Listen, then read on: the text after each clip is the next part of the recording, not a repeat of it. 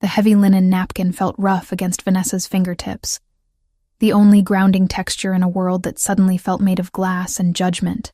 She smoothed the fabric over her lap for the 10th time, trying to pull it lower, trying to cover the way her thighs spread against the velvet seat of the booth. The burgundy dress she wore, a garment Jessica had practically forced onto her, felt like a second skin that was slowly tightening. It was a beautiful color, deep and rich like old wine, but the cut was unforgiving. It clung to the curve of her hips and the soft swell of her stomach, leaving nothing to the imagination. Vanessa took a sip of water, her hand trembling slightly. She checked the antique clock on the wall of Le Magnifique. 20 minutes past 8. He was late. Or more likely, he wasn't coming at all. Why had she agreed to this? Desperation, she reminded herself. Pure, unadulterated desperation. The Sweet Haven bakery, the legacy her grandmother had left her, was drowning in red ink. The ovens needed repairs. The rent had hiked up by 15%, and the suppliers were demanding payments she simply didn't have. When Jessica had called, practically breathless with excitement about a business associate of her husband, who was looking for a companion and was known to be generous, Vanessa had hesitated.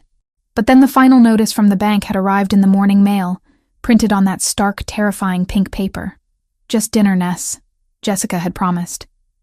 He's serious, old-fashioned. He just needs a date for some events. You're pretty, you're smart, and you need a break. A break. Vanessa looked around the restaurant. It was the kind of place where the silence was heavy, broken only by the clinking of silver against china and the hushed whispers of people who had never worried about an overdraft fee in their lives. The chandeliers overhead cast a warm, golden glow that should have been flattering, but to Vanessa, it felt like a spotlight examining her flaws. She felt too big for the delicate chair, too loud in her burgundy dress, too poor for the air she was breathing. She looked at the empty chair opposite her. It mocked her. It was a testament to her foolishness. Men like the one Jessica described, wealthy, powerful, connected, didn't show up for women like Vanessa Collins. They wanted stick-thin models who picked at salads, not a 26-year-old baker who smelled like vanilla and yeast and carried the weight of her stress on her hips. "Is the gentleman joining you soon, madame?" the waiter asked. He had appeared silently, his face a mask of polite boredom. I'm sure he'll be here shortly," Vanessa lied, her voice sounding thin to her own ears. "Traffic, probably." The waiter gave a curt nod, his gaze flickering over her dress with a microscopic hint of disdain, before he turned and glided away. Vanessa felt her face heat up. She wanted to leave. She wanted to run back to the safety of her kitchen, put on her flour-dusted apron, and knead dough until her arms ached and her mind went quiet. Then she saw him. Not her date. Him. Brandon. Her stomach dropped. A physical sensation of nausea that had nothing to do with hunger. He was standing near the host stand, arguing with the maitre d'. He looked terrible. His jacket was ill-fitting and shiny at the elbows, his hair a mess of grease, and even from across the room, Vanessa could imagine the smell of stale cigarette smoke and cheap beer that clung to him. He shouldn't be here. Brandon couldn't afford a glass of water in a place like this, let alone a meal. He was supposed to be in Atlantic City, or so he had claimed the last time he called to beg for money she didn't have. Vanessa tried to shrink into the booth, praying the dim lighting would hide her. She turned her head, pretending to study the wine list, her heart hammering a frantic rhythm against her ribs. Please don't see me. Please just leave. But luck had abandoned Vanessa a long time ago. "Well, look at this," a voice sneered, close and grating. Vanessa froze. She looked up slowly. Brandon was standing right there, his hands shoved into the pockets of his worn trousers, a smirk twisting his thin lips. He looked older than his 28 years, worn down by bad choices and spite. "Hello, Brandon," she said, her voice steady despite the trembling in her hands beneath the table. "What are you doing here?" "Business," he said vaguely, his eyes darting around the room before landing back on her. He laughed, a short, sharp sound that drew glances from the nearby tables. "But the real question is, what are you doing here, Nessie? Did you win the lottery? Or are you washing dishes in the back?" I'm waiting for someone, she said, lifting her chin. She refused to let him see how small he made her feel.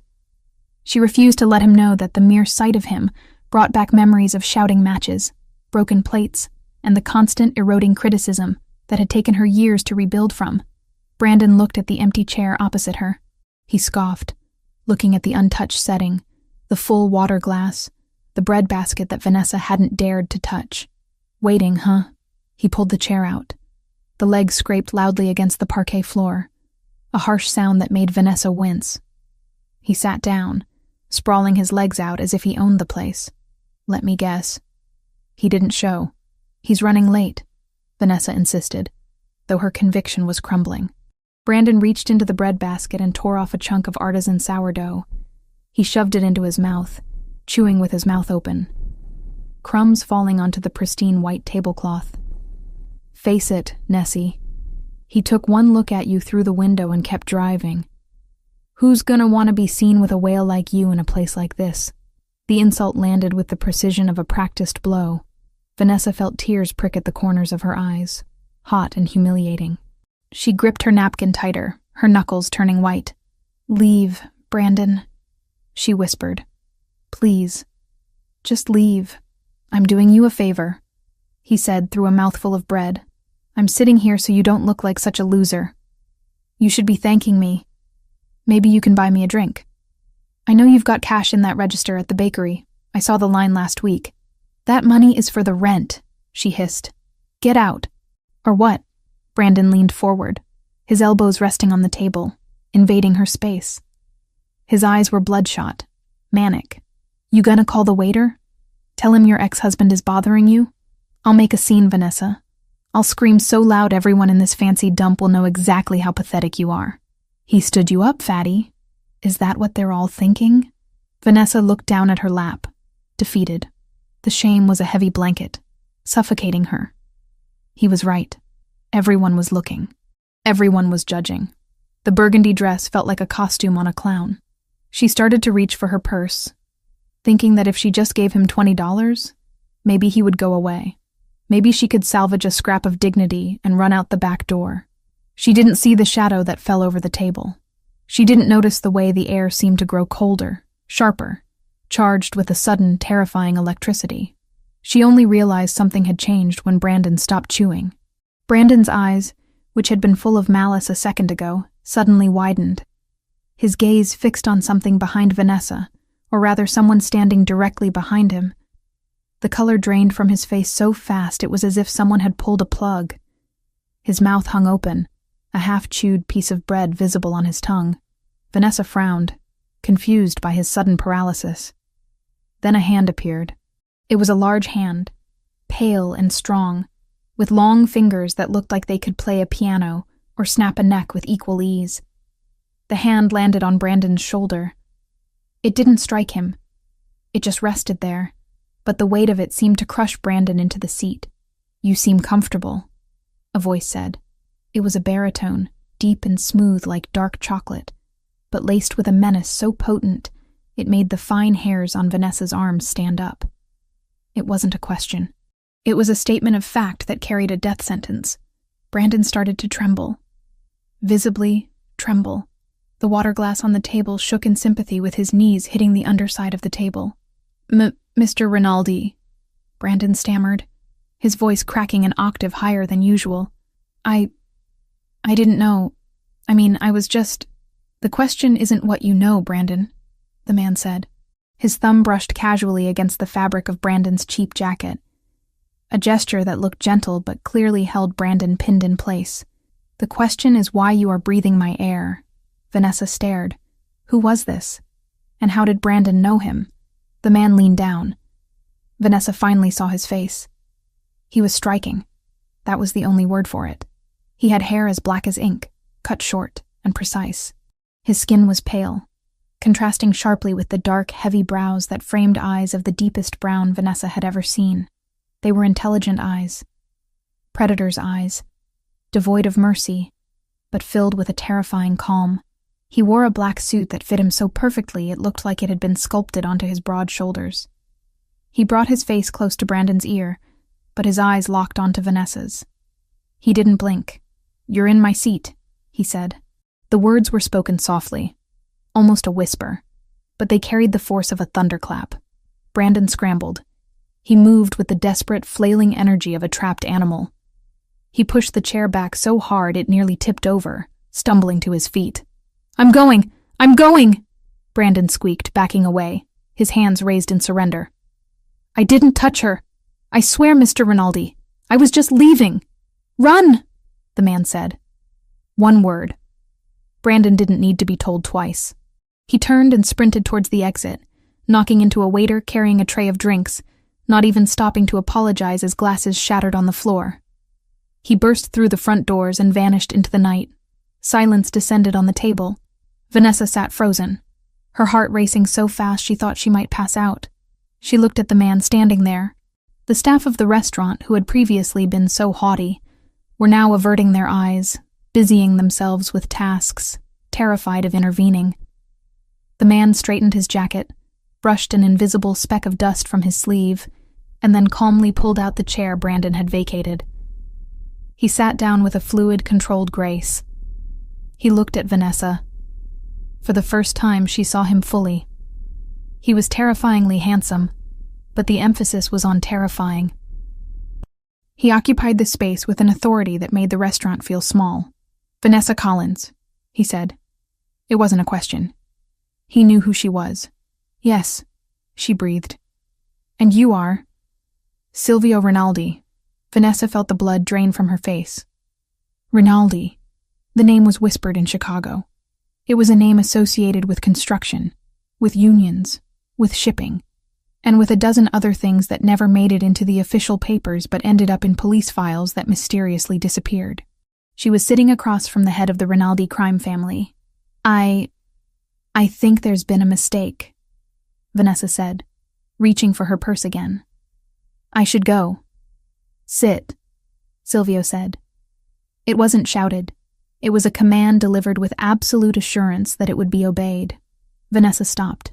Her body reacted before her mind did, settling back into the booth. Silvio raised a single finger.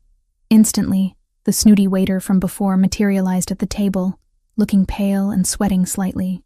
"Mr. Rinaldi," the waiter said, his voice trembling. "An honor. We didn't expect—" "Menu," Silvio interrupted. "And the wine list. The Barolo. The 98. Immediately, sir." The waiter practically bowed and scrambled away. Silvio turned his dark gaze back to Vanessa. He studied her. He didn't look at her the way Brandon did, searching for flaws to pick at. He looked at her like he was appraising a building he intended to buy, checking the foundation, the structure, the value. His eyes swept over her face, down to her throat, over the curve of her bust in the burgundy dress, and then back to her eyes. Vanessa felt exposed, but strangely, not ashamed. His gaze was heavy, physical. "You look terrified," he observed. "You just threatened a man out of the building," Vanessa pointed out, surprised by her own boldness. "And everyone in here looks like they're afraid to breathe too loud near you. Brandon owed me money. Gambling debts. He is a leech," Silvio said dismissively, as if Brandon were an insect he had removed from a picnic. But he was right about one thing. Vanessa stiffened, bracing herself. Here it comes. The weight comment, the insult. "He shouldn't have been sitting there," Silvio continued, his voice dropping an octave, becoming intimate and gravelly. He lacked the capacity to appreciate the view. Vanessa blinked. "Excuse me?" "The dress," Silvio said, gesturing vaguely with his hand. "Burgundy. It suits you. Most women wear black to hide. You wear color like a challenge. I like it." Vanessa was speechless. She opened her mouth to respond, but the waiter returned with the wine and 2 large menus. Silvio waved the menus away. "Bring the antipasto platter, the large one. Then the osso buco for me, and for the lady." He looked at her. "Do you like truffle pasta?" Yes, but—" "The truffle tagliatelle, and the sea base, and the risotto. Bring it all," Silvio ordered. "All of it, sir?" the waiter asked, eyes widening. Did I stutter? Silvio's voice remained calm, but the threat was there, sharp as a razor. "No, sir. Right away." When they were alone again, Vanessa found her voice. Mr. Rinaldi, I can't eat all that, and I can't pay for it. The bakery. I'm not asking you to pay, Vanessa, he said, pouring the wine into her glass himself. The red liquid swirled, dark and rich. And I'm not asking you to eat it all alone. I enjoy a woman who eats. It shows vitality, appetite. He took a sip of his wine, watching her over the rim of the glass. Eat, drink. Then we discuss business. Vanessa took the glass. Her hand was steadier now. The surreal nature of the evening had numbed her panic into a strange curiosity. She drank. The wine was exquisite, velvet on her tongue. What business? She asked. Jessica said you needed a date, but men like you don't need blind dates to find women. Silvio set his glass down. He leaned forward, his elbows on the table, mirroring the position Brandon had taken. But where Brandon had been intrusive, Silvio was conspiratorial. You are correct. I don't need a date, I need a wife. Vanessa choked on her wine.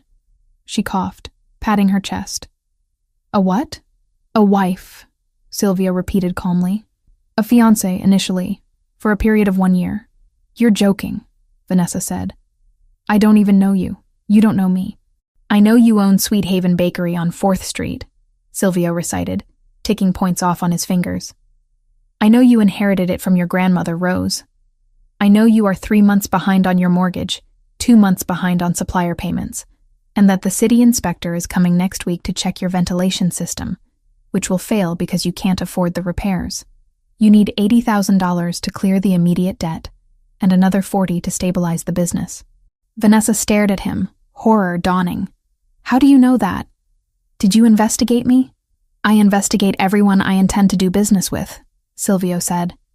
Jessica recommended you. She said you were hardworking, loyal to a fault, and desperate enough to listen. That's incredibly insulting, Vanessa said, though she couldn't deny the accuracy. It is pragmatic, Silvio countered.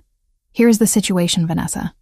I am expanding my legitimate business interests, real estate, construction. To secure a contract for the new waterfront development, I need the approval of the city council. The chairman is a man of traditional values. He trusts family men. He does not trust bachelors with rumors of criminal ties. So you want to rent a family, Vanessa summarized, her brow furrowing. I want to project stability, Silvio corrected. I need a woman who looks like she belongs in a home, not a nightclub. Someone who works with her hands. A baker. It's wholesome. It's perfect. And in exchange? In exchange, I write a check tomorrow morning for the full amount of your debts. All of them. The mortgage, the suppliers, the repairs. I will also provide a monthly stipend for your personal expenses. You will live in my house, for appearance's sake. But you will have your own wing. You will accompany me to events. You will smile. You will wear the ring. He reached into his jacket pocket and pulled out a velvet box. He placed it on the table and slid it across the white tablecloth. Vanessa looked at the box. It sat there like a bomb. And after the year is up? She asked. We divorce amicably. You keep the bakery, free and clear. You keep the stipend money you saved. We go our separate ways. And if I say no? Silvio leaned back. Then you finish your wine, I pay for dinner, and you go home. Next week, the inspector shuts down your bakery. The bank forecloses the month after. You lose your grandmother's legacy. He didn't say it with malice. He was just stating facts. It was a cold equation, and Silvio Rinaldi was a mathematician of power. The waiter arrived with the appetizers. Plates of cured meats, cheeses, olives, and warm focaccia filled the table. The smell was intoxicating. Vanessa's stomach roared, betraying her. She looked at the food. Then she looked at the velvet box. Then she looked at Silvio. He wasn't looking at the box. He was watching her face, his dark eyes reading every micro-expression. Why me? She asked softly. Really? There are thousands of women who would jump at this. Because when that piece of filth insulted you, Silvio said, his voice dropping to that dangerous, quiet register again. You didn't cry. You got angry. You told him to leave. You have a spine, Vanessa. I need a woman who can stand next to me and not crumble when the world gets loud and... Me, he paused, his gaze drifting over her shoulders, down to her arms. And I meant what I said about the dress. I have no interest in women who look like they might break if I hold them too tight. The air between them crackled. Vanessa felt a flush that had nothing to do with embarrassment, and everything to do with the raw, masculine approval radiating from him. It was confusing. It was dangerous. But the alternative was losing Sweet Haven. The bakery was the only thing she had left of her grandmother. The only place she felt she belonged. Without it, she was just Vanessa, the divorced girl with the debt and the bad luck. She reached out and took the velvet box. The hinges snapped open. Inside, a diamond the size of a refined sugar cube glittered under the chandelier light. It was absurd. It was beautiful. "It's a business deal," Vanessa stated, needing to hear it aloud. "Strictly business. A contract," Silvio agreed. "I protect your bakery. You protect my image." Vanessa took a deep breath.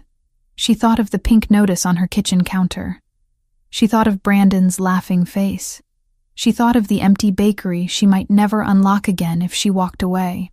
She picked up the ring. It was heavy. She slid it onto her finger. It fit perfectly. "You really ordered the risotto and the pasta?" she asked, her voice trembling slightly. Silvio's lips quirked. It wasn't quite a smile, but the corner of his mouth lifted. "And the sea base. We have a lot of planning to do, Tesoro.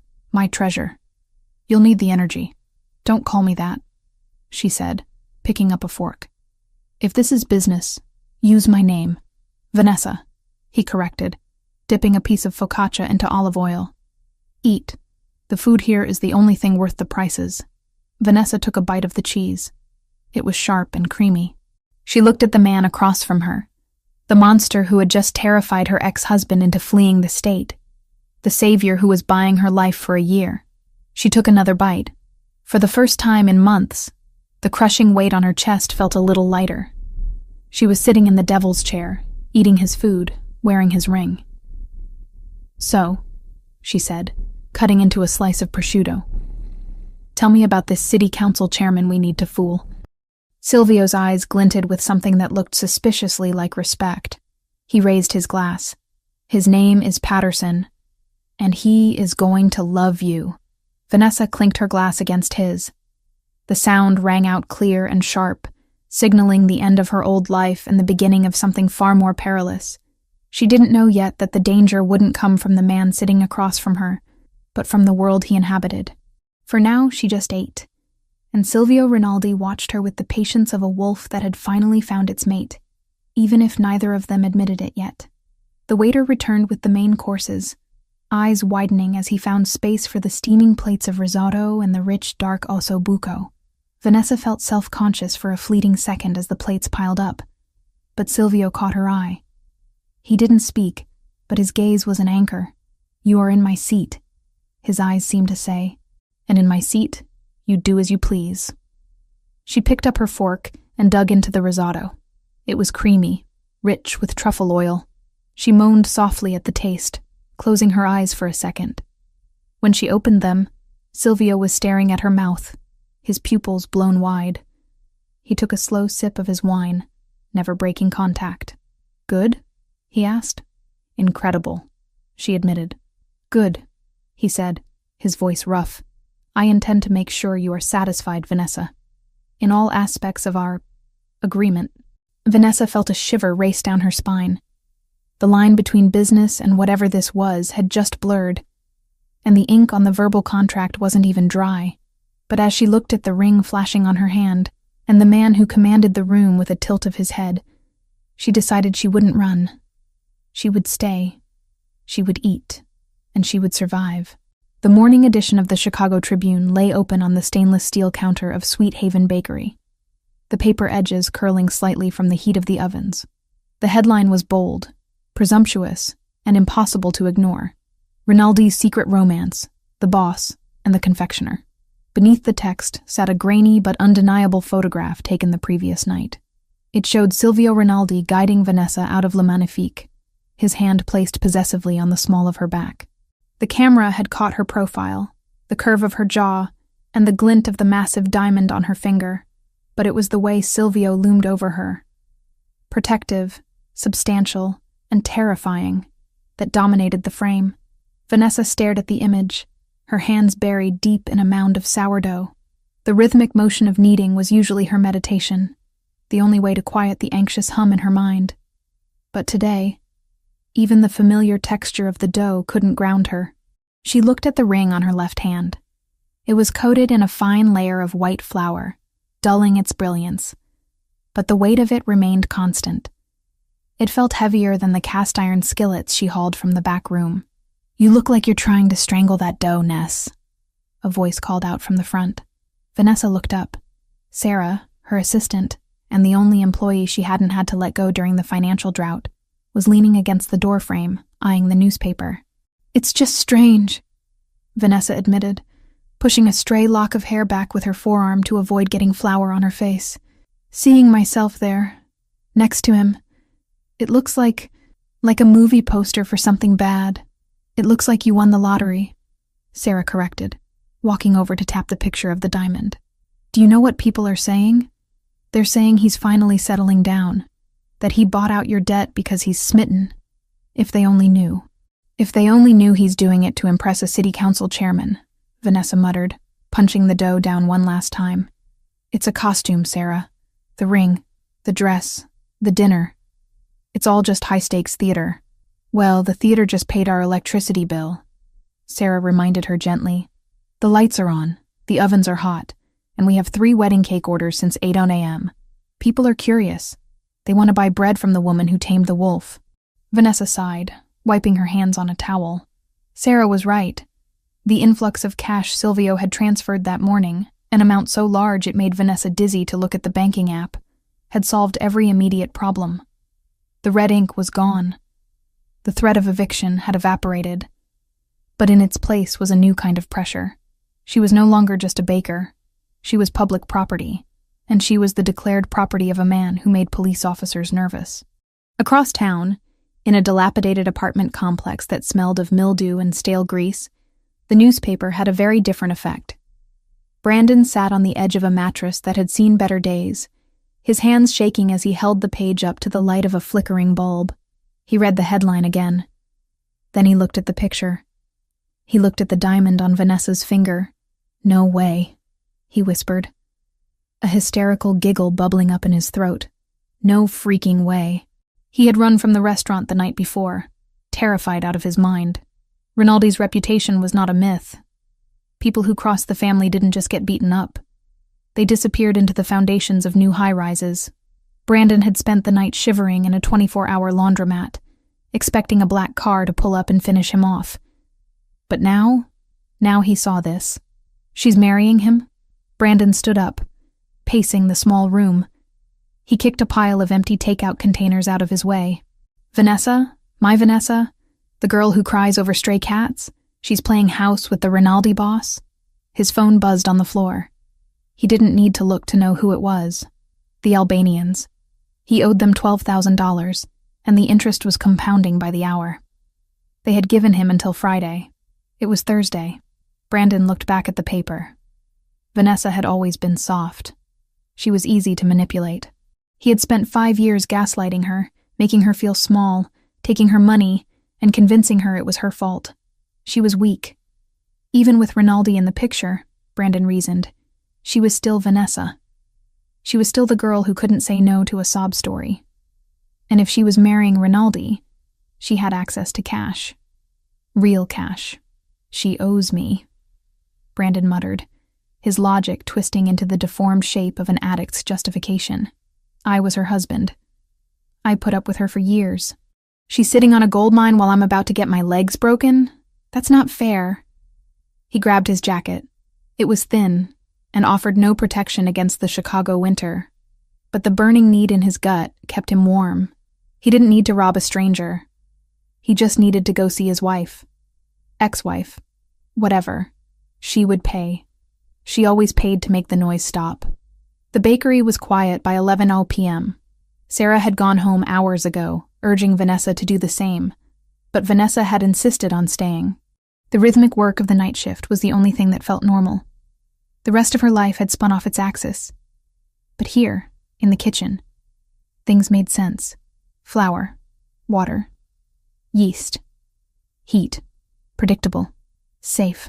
She was finishing a tray of croissants, brushing them with egg wash, when the silence of the front room was shattered. It wasn't a knock. It was the distinct, sickening sound of tempered glass giving way under force. Vanessa froze. Her heart slammed against her ribs. She was in the back kitchen, separated from the front display area by swinging double doors. She reached for her phone, but her hands were covered in sticky dough. Nessie. The voice was slurred, familiar, and terrifying. I know you're in there. I saw the light. Brandon. Fear, cold and sharp, washed over her, but it was quickly followed by a surge of anger. This was her sanctuary. This was the place her grandmother had built. He had taken so much from her already, her confidence, her savings, her years, and now he was breaking into her haven. She wiped her hands frantically on her apron. Under the main prep table, installed just that morning by a team of silent men in gray coveralls, was a small red button. Silvio had pointed it out before he left her at the door. If you feel unsafe, he had said, press it. Do not hesitate. It bypasses the police and comes to me. Vanessa didn't hesitate. She slammed her palm against the button. It made no sound, gave no feedback, but she prayed it worked. The swinging doors flew open. Brandon stumbled into the kitchen. He looked manic. His eyes were wide and bloodshot, sweat beading on his forehead despite the freezing air drafting in from the broken window. He held a jagged piece of brick in one hand and a cheap switchblade in the other. Brandon, Vanessa said, her voice surprisingly steady. She backed up until her hips hit the heavy wooden work table. You need to leave. Now. Look at you. Brandon sneered, stepping closer. He waved the knife erratically, acting all high and mighty. I saw the paper, Vanessa. I saw the rock on your finger. You're rich now? You're sleeping with the devil and getting paid for it? I'm working, Vanessa said, her eyes tracking the knife. Go home, Brandon. I don't have a home, he screamed, the sound echoing off the tiled walls. Because I owe people money. And you're sitting here with diamonds while I'm sleeping on a mattress on the floor. Give me the ring. What? Give me the ring. Brandon lunged forward. I can pawn it. It'll pay off the Albanians and leave me enough to get out of town. You can get another one. Your new sugar daddy won't even notice. No, Vanessa said. She curled her left hand into a fist. Don't say no to me, Brandon shouted. He was close now. Too close. He smelled of cheap vodka and desperation. You don't get to say no. You're nothing without me. You're just a fat, pathetic baker who got lucky. Now give me the ring or I'll cut it off your finger. He reached for her. Vanessa didn't think. She didn't cower. She didn't cry. The memory of Silvio's words at dinner, "You have a spine, Vanessa," flashed through her mind. She grabbed the nearest thing at hand, a 5-pound bag of high-gluten flour that had been left open on the counter. As Brandon lunged, she swung the bag with all her strength. It connected with his chest and exploded upwards. A massive white cloud erupted in the kitchen, coating Brandon instantly. He gasped, inhaling the fine powder, and started to cough violently, blinding him.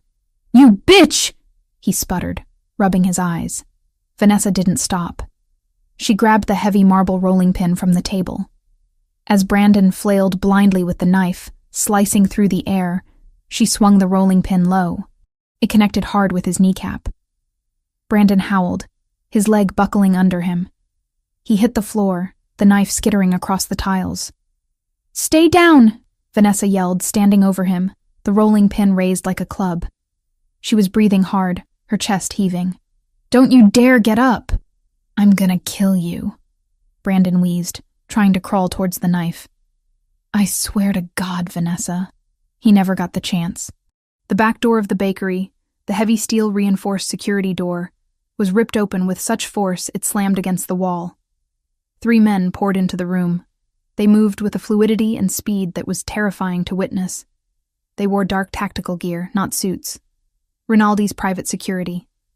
The first man reached Brandon before Vanessa could even blink. He didn't shout commands. He didn't hesitate.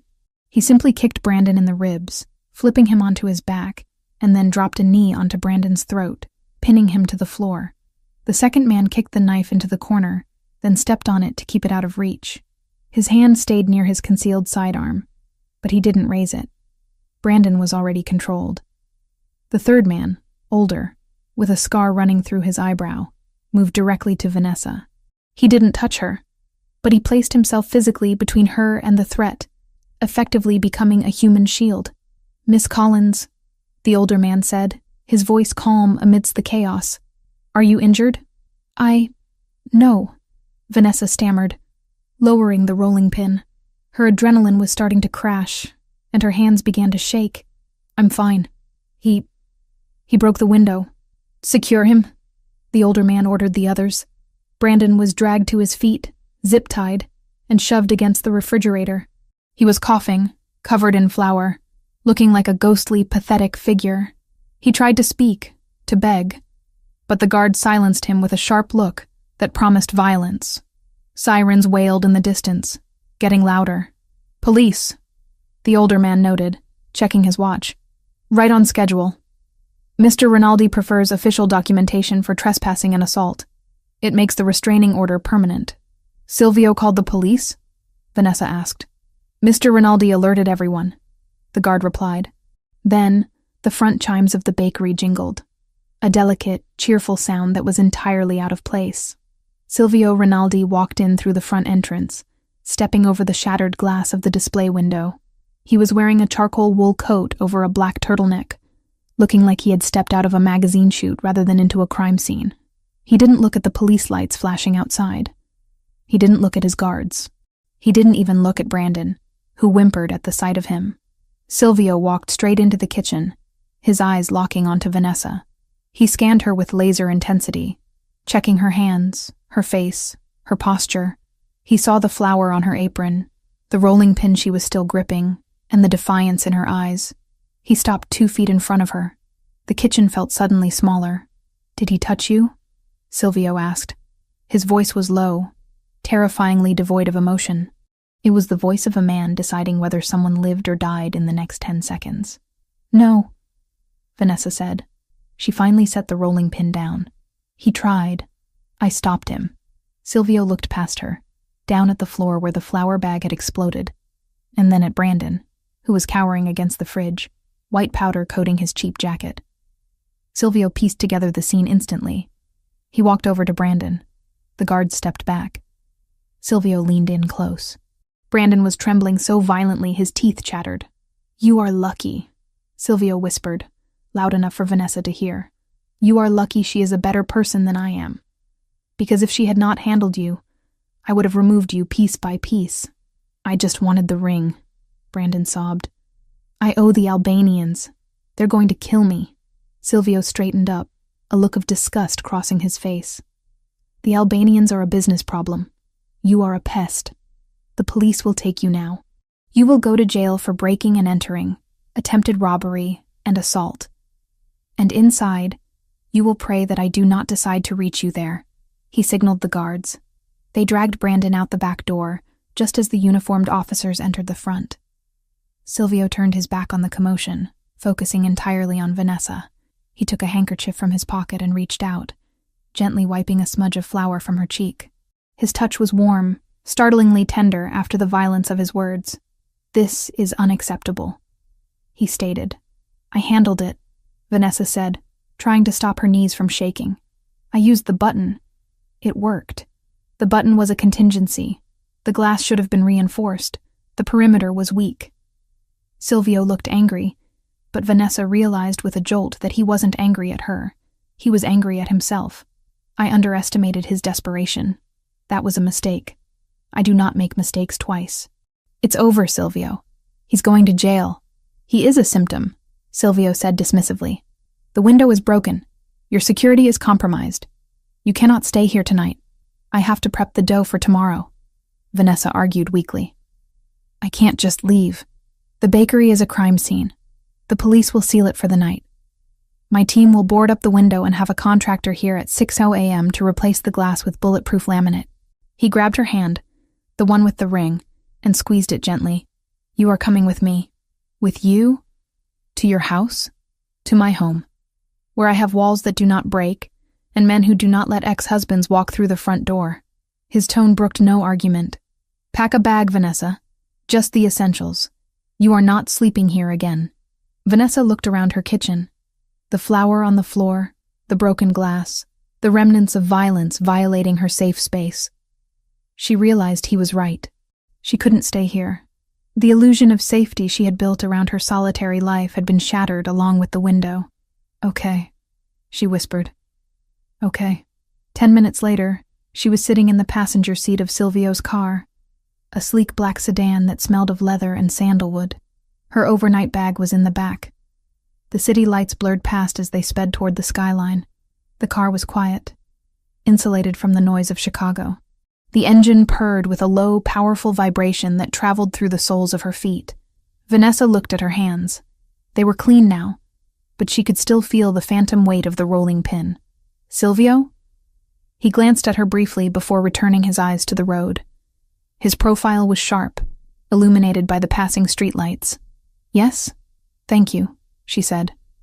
He frowned slightly. For what? I failed to prevent the intrusion. You had to defend yourself. For the alarm, she said firmly. She turned in her seat to look at him. And for coming. Brandon, he had a knife. He was crazy. If that button hadn't worked, or if your men hadn't been so close, I don't know what would have happened. Silvio's grip on the steering wheel tightened until his knuckles turned white. The leather creaked under the pressure. He had a knife, Silvio repeated, the words tasting like ash in his mouth. He hadn't seen the knife. It had been kicked away before he entered. The knowledge that the threat had been lethal, not just physical, shifted something in the atmosphere of the car. Yes, but I'm okay, Vanessa said softly. Because of you. So thank you. I mean it. I'm not used to anyone having my back. Silvio slowed the car as they approached the private ramp of a high-rise building. He stopped the vehicle at the security checkpoint, waiting for the gate to rise. He turned to her fully then. His dark eyes searched hers, looking for the lie, for the sarcasm, for the resentment he was used to seeing in people who owed him favors. He found none. He found only genuine, exhausted gratitude. She wasn't blaming him for the danger his world had brought to her door. She was thanking him for the shield he had offered. It disarmed him. You fought back, he said, his voice quiet in the cabin. You blinded him and you broke his knee. I grew up with 3 brothers and a grandmother who didn't take excuses, Vanessa said with a tired smile. And I really love that bakery. I wasn't going to let him rob me. Silvio reached out. For a second, Vanessa thought he was going to touch her face again. Instead, he took her hand, lifting it to inspect the knuckles, checking for bruises she might have missed. You are a dangerous woman, Vanessa Collins, he murmured. My men said you looked like a Valkyrie covered in flour. Is that a compliment? In my world. Silvio brought her hand to his lips, brushing a kiss against her knuckles that sent a jolt of electricity straight to her heart. It is the highest compliment possible. The gate rose. Silvio drove the car into the underground sanctuary of his building. We are here, he announced. My penthouse is on the top floor. You will have the guest suite. It has a lock on the inside. You are safe now. Vanessa nodded, feeling a heavy wave of fatigue finally crash over her. What about Brandon? You said the Albanians. Brandon is in police custody, Silvio said, his voice hardening. He is safe from the Albanians for tonight. But the Albanians, they are a different problem. They saw the news too. They know you are with me. Does that mean I'm a target? It means, Silvio said, killing the engine and plunging them into darkness, that you are the most valuable thing in this city right now. And I do not let anyone touch what is mine. The possessiveness in his voice should have terrified her. It was primal, archaic, but after the glass, the knife, and the cold wind of the broken window, Vanessa didn't feel fear. She felt, for the first time in her life, completely and utterly protected. She opened the door.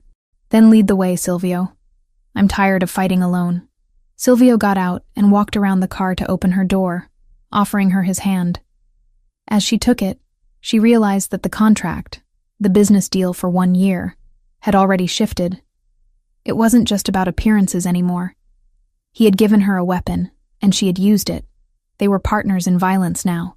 And as they walked toward the elevator, Vanessa Collins, the baker who wore burgundy to defy the world, realized she didn't want to let go of the Mafia boss's hand. The penthouse was not a home. It was a glass cage suspended 50 stories above the Chicago skyline. Everything in Silvio Rinaldi's sanctuary was sleek, monochrome, and cold. The floors were polished black marble that seemed to swallow the light. The furniture was angular Italian leather that looked uncomfortable to sit on. And the walls were adorned with abstract art that cost more than Vanessa's entire bakery, but evoked zero emotion. There were no photographs, no knickknacks, no signs that a human being actually lived there, only that a very wealthy ghost haunted the premises. Vanessa had been living in the guest wing for 3 days, and the silence was beginning to itch under her skin. She had spent the first 24 hours sleeping, the adrenaline crash from the break-in leaving her comatose. But now, she was awake. She was restless. And she was hungry. More importantly, she needed to bake. It was a compulsion, a way to reclaim control when her world felt like it was spinning off its axis. When Silvio stepped out of the private elevator at 7 in the evening, loosening his silk tie, he stopped dead in his tracks. He didn't smell the usual sterile scent of ozone and expensive cleaning products. He smelled garlic. He smelled roasting tomatoes. He smelled yeast and caramelized sugar. He walked into the open-concept kitchen, a space that was usually pristine and empty, and found chaos. Vanessa was there, wearing one of his spare black t-shirts that hung loosely over her leggings, her hair tied up in a messy bun secured with a chopstick. She had music playing from her phone, some old Motown track, and she was dancing slightly as she pulled a tray of focaccia out of the industrial oven. "What are you doing?" Silvio asked. Vanessa jumped, nearly dropping the tray. She spun around, breathless, her face flushed from the heat of the oven. "Jesus, you move like a vampire." "Put a bell on, Rinaldi." Silvio walked further into the room, eyeing the flour dusted across his black granite countertops. "You are cooking." "I'm stress baking," she corrected. "And then I got hungry. And I assumed you eat something other than the souls of your enemies, so I made lasagna, from scratch. The pasta sheets are drying over there." She pointed to a rack she had improvised using 2 chairs and a broom handle. Silvio stared at the broom handle. "You have improvised drying racks in a kitchen that cost $500,000. Well, your kitchen has 42 different knives, but not a single pasta dryer. It's a disgrace," she retorted, turning back to the focaccia and brushing it with olive oil and rosemary. "Dinner is in 20 minutes. Go wash up. You look like you've had a day." Silvio didn't move. He watched her. He was used to coming home to silence, or to a housekeeper who made herself invisible. He wasn't used to life. Vibrant, messy, loud life. "I usually order in," he said. "Not tonight," Vanessa stated firmly.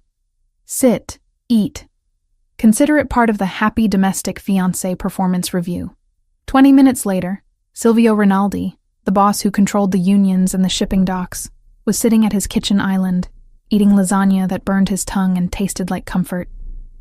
He ate silently, methodically, but with a growing intensity. Vanessa sat across from him, tearing into a piece of focaccia. She didn't pick at her food. She ate with genuine pleasure, closing her eyes as she chewed. "You're staring," she said without opening her eyes. "I have never seen a woman eat with such lack of inhibition," Silvio admitted. "Most women I dine with push the food around the plate." "Life's too short for salad without dressing, Silvio," she said, wiping a smudge of tomato sauce from her lip. "My grandmother used to say that you can't trust people who don't eat. It means they're hiding something." "I hide many things," Silvio said darkly. "Does that mean you don't trust me?" "I trust you to keep me safe," Vanessa replied, meeting his gaze. "I trust you to keep your word about the bakery. The rest? I think you're just lonely and you have too much money to know how to fix it." Silvio froze. The fork hovered halfway to his mouth. No one spoke to him like that. No one dared to analyze him, let alone pity him. But instead of anger, he felt a strange, twisting sensation in his gut. "Finish your wine," he said abruptly, standing up and taking his plate to the sink. "Tomorrow we have an appointment. You need clothes. The gala is coming up, and my team tells me you have nothing appropriate for the season." "I have clothes," Vanessa protested. "You have aprons and sweaters," Silvio corrected. "Tomorrow we go to Madame Elise's. Be ready at 10. Madame Elise's was not a store. It was a temple of exclusion. Located on the Magnificent Mile, it had no price tags, no sale racks, and a security guard who looked like he had served in special ops. The interior was all cream and gold, designed to make anyone who wasn't a size 0 feel large and intrusive. When Vanessa walked in, flanked by Silvio and 2 of his guards, the atmosphere in the boutique shifted instantly. The hush that fell over the room wasn't just respectful, it was terrified. Silvio didn't wait for a greeting. He walked to the center of the room and sat on a velvet ottoman, crossing his legs. "We need a gown for the winter gala, and a wardrobe for the season. Coats, daywear, shoes." The manager, a thin woman with a pinched nose and a fake smile, hurried over. "Mr. Rinaldi, an honor, and this must be—" Her eyes slid over Vanessa, assessing her size with a microscopic sneer that Vanessa was intimately familiar with. "The lucky lady. Vanessa," Vanessa said, extending her hand. The woman touched it briefly, as if afraid she might catch something. "Of course. If you'll follow me, Miss Vanessa. We have a lovely selection of wraps and shawls in the back room." "I don't need a shawl," Vanessa said. "I need a dress." "Well, naturally," the woman twittered nervously. "But given your figure, we find that looser cuts, perhaps something in a nice matte black with a heavy drape, are most flattering." To minimize the silhouette, Vanessa felt the familiar sting of shame. It was the same everywhere. Hide, cover up, minimize. She looked at the racks of tiny, delicate gowns and felt like a bull in a china shop. "I don't want to minimize," Vanessa started to say. But Silvio's voice cut through the air like a whip crack. "Stop." The single word silenced the room. Silvio stood up slowly. He walked over to the manager, towering over her. "Did I ask you to hide her?" he asked softly. I beg your pardon, sir?" the manager stammered. "I asked if I hired you to camouflage my fiancé like a piece of defective furniture," Silvio clarified, his voice dropping to a dangerous register. "Because I was under the impression I came here to dress her, not to bury her in fabric. I was only suggesting for her body type. Her body type is perfect," Silvio stated. He turned to Vanessa. "Take off your coat." Vanessa hesitated, then shed her winter coat. She was wearing a simple wrap dress that clung to her curves. She felt exposed under the bright lights. But Silvio's gaze wasn't critical. It was possessive. "Look at her," Silvio commanded the manager. "She has a waist. She has hips. She is a woman, not a coat hanger. If you bring me a shapeless sack, I will buy this building and turn it into a parking lot. Do you understand?" "Yes, Mr. Rinaldi." "Perfectly." The woman was pale. "Bring me color," Silvio ordered. "Jewel tones, silk, velvet, something that screams." For the next 2 hours, the boutique became a flurry of activity. Assistants ran back and forth with armfuls of fabric. Vanessa tried on emerald greens, sapphire blues, and deep rubies, but it was the purple dress that stopped the room. It was a deep, royal purple, the color of bruised plums and royalty. It was silk satin, cut on the bias so it flowed over her body like liquid water. It had a plunging neckline and a slit that went up to her thigh, exposing her leg. It was tight, unapologetically tight, hugging her bust, her stomach, her hips. Vanessa stepped out of the fitting room and stood in front of the 3-way mirror. She held her breath. She looked powerful. She didn't look thin. She looked substantial. She looked like a queen. She turned to Silvio. He wasn't looking at the dress. He was looking at her face, then slowly, agonizingly slowly, dragging his gaze down her body. His pupils were blown wide, swallowing the brown of his irises. "Turn around," he whispered. Vanessa turned. The back of the dress dipped low, exposing her spine. "That one," Silvio said hoarsely. "It's a bit much," the manager tried to say, recovering some of her snobbery. Perhaps a bolero jacket to cover the arms? Silvio didn't even look at the woman. Burn the bolero. She wears the dress as it is. We don't hide works of art in the basement. He stood up and walked over to Vanessa. He stood behind her, his dark suit contrasting with the vibrant purple. He met her eyes in the mirror. "You are breathtaking," he said, his voice rough. "Do not let anyone ever tell you to cover this up." Vanessa felt tears prick her eyes, not from sadness, but from a sudden, overwhelming sense of being seen. For years, Brandon had told her she was too much, too loud, too big, too emotional. Silvio looked at her, too much, and demanded more. "Okay," she whispered. "We'll take the dress. We will take everything," Silvio corrected. "And the manager is fired. I don't like her attitude." As they left the store, leaving a weeping manager and a beaming assistant who had just been promoted, Vanessa slipped her hand into Silvio's. He squeezed it instantly, his grip firm and grounding. The bubble of domestic safety and luxury burst 2 days later. It was a Tuesday afternoon. Vanessa was in the penthouse library, trying to organize the bakery's accounts on her laptop, when her phone rang. It was Sarah. "Ness?" Sarah's voice was high, pitched with panic. "Ness, you need to come, or send someone. It's bad." Vanessa's blood ran cold. "What happened? Is everyone okay?" "We're okay. The staff is okay. But it's the warehouse, the supply depot on 5th. Ness, it's gone." "Gone? What do you mean gone?" "Fire," Sarah sobbed. "Someone firebombed the delivery truck while it was parked in the bay. The fire spread to the flour storage. The sprinklers went off, but the water damage destroyed what the fire didn't. We lost everything. The wedding orders, the special imports, the new packaging. It's all ruined." Vanessa didn't scream. She didn't cry. She went numb. That warehouse held $50,000 worth of inventory. It was the backbone of her business. She hung up the phone and walked out to the living room where Silvio was having a meeting with his underboss, a man named Marco. "They burned the warehouse," she said. Her voice was flat, devoid of inflection. Silvio stopped mid-sentence. He looked up, seeing her face. He stood up immediately, waving Marco away. Marco gathered his files and vanished. "Who?" Silvio asked, crossing the room to her. Sarah said it was a firebomb. "The truck. The flour. It's the Albanians, isn't it?" She looked up at him. "They couldn't get to me, so they went after the business." Silvio's jaw tightened. A muscle feathered in his cheek. He looked ready to destroy something. "Vanessa, was Jerry inside?" she asked suddenly. Silvio blinked, confused. "Who?" "Jerry, the driver. He usually naps in the cab between shifts on Tuesdays." "Was he inside the truck?" Silvio pulled out his phone, dialed a number, and spoke rapid-fire Italian. He listened, his eyes never leaving Vanessa's face. He hung up. "The truck was empty," Silvio said. "No casualties. The staff got out. It was purely property damage." Vanessa let out a breath she had been holding, her shoulders sagging.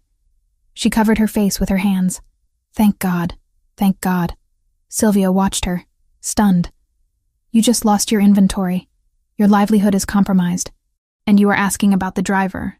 Inventory is just flour and sugar, Silvio," she said, dropping her hands. "I can buy more flour. I can't replace Jerry. He has 3 kids. I will kill them," Silvio said. The words were simple, factual. "I will burn their operations to the ground." "No," Vanessa said. She stepped closer to him. "You won't just kill them. You'll handle it. But right now, I need to know. Does your insurance cover arson?" "My insurance covers everything," Silvio said intensely. "I own the insurance company. Vanessa, I will write a check today. You will not lose a single dollar. I will triple the inventory. I will buy you a fleet of trucks." "I don't want a fleet," she said. "I just want to know that this ends. I can't have people getting hurt because of me, because of this ring." "It ends," Silvio vowed. He reached out and cupped her face. His hands were large, warm and trembling slightly with suppressed rage. "I swear to you, Vanessa, this was their last mistake. They touched what provides for you. That is an act of war. He expected her to pull away. He expected her to scream that this was his fault, that his world was toxic. Instead, Vanessa leaned into his touch. She rested her cheek against his palm, closing her eyes. "Okay," she whispered. "I believe you. Just hold me for a minute. Please?" The vulnerability in her voice shattered his restraint. He pulled her against his chest, wrapping his arms around her so tightly it was almost painful. She buried her face in the crook of his neck, inhaling the scent of sandalwood and expensive tobacco. She didn't cry. She just drew strength from him, solid and unmoving as a mountain. "I've got you," he murmured into her hair. "I've got you." That night, the penthouse felt different. The air was charged, heavy with the unspoken violence of the day and the raw emotional intimacy that had followed. Silvio had spent the afternoon barking orders into his phone, organizing a retaliation that would be swift and silent. Vanessa had spent it coordinating with Sarah, reassuring her staff, and organizing temporary supplies from a friendly competitor. They had worked in parallel, a team operating in different trenches. Now, it was midnight. The city lights below were a carpet of diamonds. Vanessa stood by the floor-to-ceiling window in the living room, wearing a silk robe she had bought at the boutique. She was looking out at the darkness, thinking about the fire, about Brandon, about how her life had become a thriller novel. She heard Silvio enter. He didn't speak. He walked up behind her, close enough that she could feel the heat radiating from his body. But he didn't touch her. "You should sleep," he said softly. "I can't," she admitted. "My mind is racing. Every time I close my eyes, I see smoke." "I will make it stop," Silvio said. "The Albanians will be gone by morning." "It's not that." Vanessa turned around. The robe slipped slightly, revealing the curve of her shoulder. "It's just, I realize today that I'm not afraid of you. I should be. You're a dangerous man, Silvio. You talk about war like it's a business transaction. But when I heard about the fire, my first thought wasn't to run from you. It was to run to you." Silvio stared at her. His eyes were dark, unreadable pools. "You are running to a monster, Vanessa." "Maybe." She stepped closer. "But you're my monster. You protected me. You validated me. You stood up for me in that store when I couldn't stand up for myself. You ate my lasagna." A ghost of a smile touched his lips. "The lasagna was excellent." "I'm tired of being scared, Silvio," she whispered. "I'm tired of feeling like I take up too much space. With you, I feel like I fit." Silvio groaned, a low sound in his throat. He reached out and grabbed her waist, pulling her flush against him. The contact was electric. "You fit," he growled. "You fit perfectly. Do you have any idea how hard it is to keep my hands off you? To play the gentleman? I am not a gentleman, Vanessa." "I don't want a gentleman," she said, her hands moving up to grip the lapels of his shirt. "I want the man who told me not to hide." Silvio didn't wait. He crashed his mouth down on hers. The kiss wasn't tentative. It was acclaiming. It was hungry and desperate, and filled with all the words they hadn't said. Vanessa opened to him, her hands tangling in his short hair, pulling him closer. He tasted of scotch and desire. He swept her up into his arms, carrying her effortlessly. Vanessa wrapped her legs around his waist, burying her face in his neck. He carried her to the master bedroom, a room she had never entered. It was dark, dominated by a massive bed with black silk sheets. He laid her down, following her down instantly, his weight a heavy, comforting blanket. "Tell me to stop," he warned, hovering over her, his eyes scanning her face. "Tell me to leave, and I will walk out that door and sleep on the floor." "Don't you dare," she breathed. He untied her robe. It fell open. Vanessa felt a flicker of the old insecurity. The bright lights of the city filtered in through the window. She wasn't wearing shapewear. She wasn't posing. She was just there, soft and curved and real. "Silvio, She started to cover herself. He caught her hands. He pinned them to the mattress above her head. "No," he commanded. "Look at me." She looked at him. "You are magnificent," he said, his voice thick with reverence. "Every inch of you. Softness where I am hard.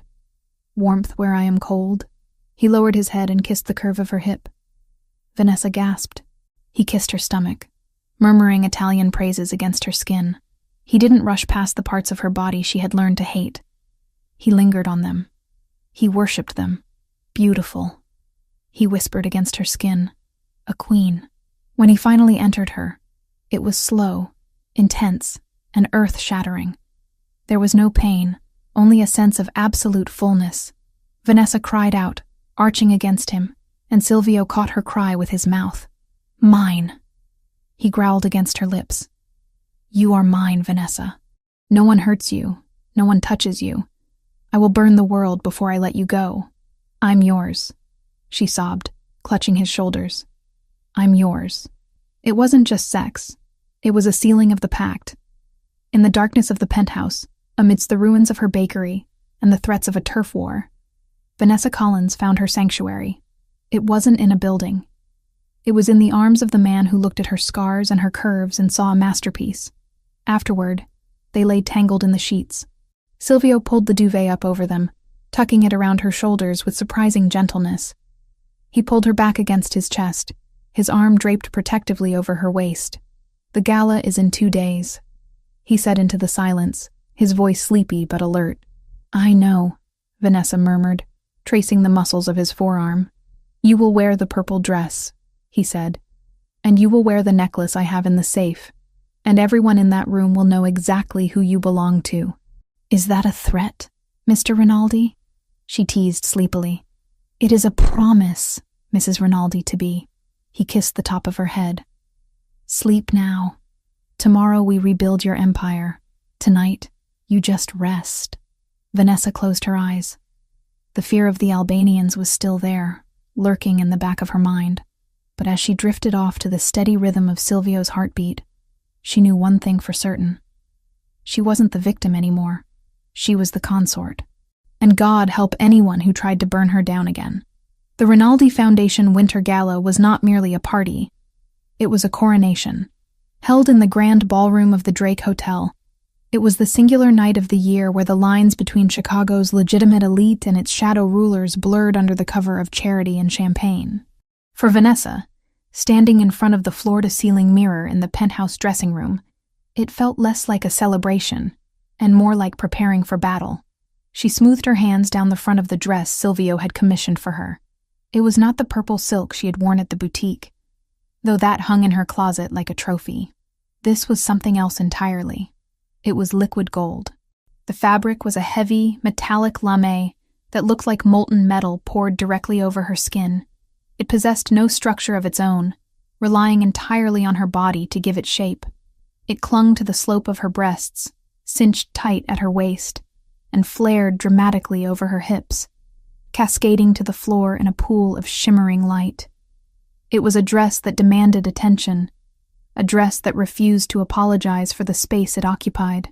Turn around. Silvio's voice came from the doorway. Vanessa didn't jump. She had grown used to the way he moved, silent as a panther on the marble floors. She turned slowly, the gold fabric catching the light with every movement. Silvio stood in the frame, wearing a tuxedo that fit him with lethal precision. The stark black of the wool made his skin look paler, his eyes darker. He stopped a few feet away from her, his hands twitching at his sides as if he were restraining himself from reaching out. He didn't say a word. He just looked. He looked at her with a hunger that made her knees weak, a raw, possessive intensity that stripped away the air in the room. Is it too much? Vanessa asked, her voice breathless. I feel like a walking Oscar statue.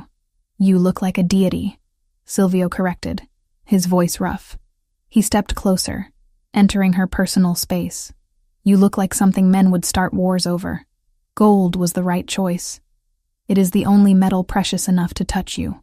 He reached into his jacket pocket and pulled out a long, flat velvet case. Turn around again, hair up. Vanessa obeyed, sweeping her heavy brown curls off her neck.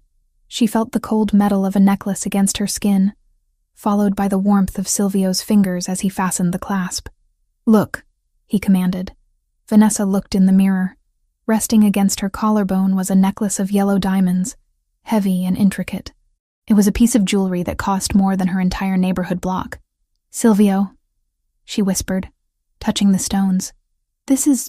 I can't wear this. It's too much responsibility." "It is not a gift," Silvio said, his eyes meeting hers in the reflection. He placed his hands on her bare shoulders, his thumbs tracing the line of her neck. "It is a collar. Tonight, everyone in that room needs to know exactly who you are. You are not just my fiancé. You are the Rinaldi matriarch. You wear the family vault around your neck, so that the wolves know you are protected." "The wolves," Vanessa repeated, the reality of the evening settling in. The fire at the warehouse had been extinguished, the mess cleaned up, but the threat of the Albanian faction still loomed like smoke in a dark room. "Do you think they'll be there tonight?" "The Albanians were not invited, but their eyes will be watching," Silvio said, his expression hardening. "Security is tighter than the White House. I have 50 men in the perimeter. You are safe, Vanessa. I promise you." He turned her around to face him, his grip on her shoulders firm. "But you stay by my side. You do not go to the restroom alone. You do not step out for air. If you need anything, you tell me." "Understood." "Understood." She nodded. He leaned down and kissed her, careful not to ruin her lipstick, but the press of his mouth was firm, a seal of ownership. "Then let us go. The city is waiting to meet its queen." The ballroom was a sea of black ties and designer gowns, a cacophony of polite laughter and clinking crystal. The air smelled of expensive lilies and old money. When Silvio and Vanessa appeared at the top of the grand staircase, the room didn't just go quiet. It halted. Vanessa felt the weight of 300 pairs of eyes landing on her. A month ago, she would have wanted to shrink, to fold herself into a corner and disappear. She would have tugged at her dress, worried about the roll of her stomach or the width of her arms.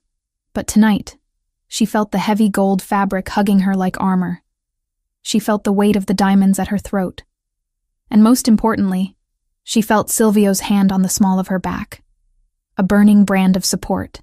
They descended the stairs. Flashbulbs popped from the press pen near the entrance, blinding white explosions that captured the moment. "Smile," Silvio murmured in her ear. "They are terrified of us. Let them see we are untouchable." Vanessa smiled. It wasn't the polite, apologetic smile of the girl who served cookies. It was a sharp, confident curve of her lips that she had learned from him. As they reached the floor, the crowd parted.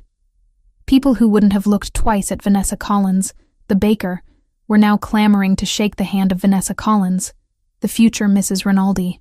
"Silvio, wonderful to see you." A portly man with a red face and a sash indicating he was a city official bustled over. This was Councilman Patterson, the target of their entire charade, and this must be the lady responsible for domesticating the tiger, Vanessa. Silvio introduced her, his voice smooth as silk. "My fiancé, the heart of my home." "A pleasure, Councilman," Vanessa said, extending her hand. "Silvio speaks highly of your work with the zoning committee." Patterson beamed, pumping her hand. "Charmed, truly charmed. I must say, Rinaldi, you've outdone yourself. A baker, salt of the earth. We need more traditional family values in this city, none of these flighty models you used to parade around. This is a woman of substance." "She is everything," Silvio agreed, his eyes not leaving Vanessa's face. The night blurred into a series of handshakes and shallow conversations. Vanessa played her part perfectly. She discussed the bakery, she laughed at bad jokes, she deflected questions about the wedding date with coy smiles. Throughout it all, Silvio remained a constant presence at her side. He was charming, attentive, the perfect doting fiancé, but Vanessa could feel the tension radiating off him. His eyes were constantly moving, scanning the perimeter, checking the exits, watching the waiters. "Vanessa!" The voice cut through the drone of the string quartet. Vanessa turned to see Jessica weaving through the crowd. Her friend looked pale in a silver-sheathed dress, her eyes wide and anxious. "Jess," Vanessa breathed, stepping away from a boring conversation about municipal bonds. Jessica practically collapsed into Vanessa, hugging her tightly. "Oh my God, Ness. I am so sorry. I am so sorry." "Sorry for what?" Vanessa asked, pulling back to look at her friend. "For everything. For the fire. I saw the news about the warehouse." Jessica whispered frantically. I set you up with him because I thought you'd get some money and pay off the bank. I didn't think you'd get targeted by a mob war. If anything happens to you, I'll never forgive myself. Vanessa gripped Jessica's arms. Jess, breathe. I'm okay. Look at me. I'm fine. You're wearing a diamond necklace worth more than my life. Jessica hissed. That's not fine, Ness. That's hazard pay. You have to get out. Maybe we can call the FBI, maybe. I don't want to get out, Vanessa said. The words came out before she could filter them, honest and stark. Jessica froze. What? I love him, Vanessa admitted. It was the first time she had said it aloud to anyone other than herself. He's not what you think, Jess. He protects me. He sees me. The bakery is safe because of him. I'm safe because of him. He's a criminal, Vanessa. He's a man who burns down the world for me, Vanessa corrected. I'm staying, not because of the contract, because I choose him. Jessica stared at her, searching her face for signs of coercion. She must have found the truth in Vanessa's eyes, because her shoulders slumped. You really love him. Yeah, I really do. Then God help you, Jessica sighed, squeezing her hand.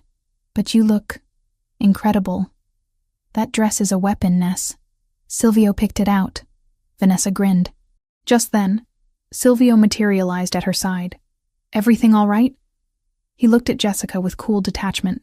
We're good, Vanessa said, linking her arm through his. Just catching up. Good. Councilman Patterson wants to make a toast. We need to be near the stage. They moved toward the front of the room. The crowd was dense here. Waiters with silver trays circulated, offering more champagne.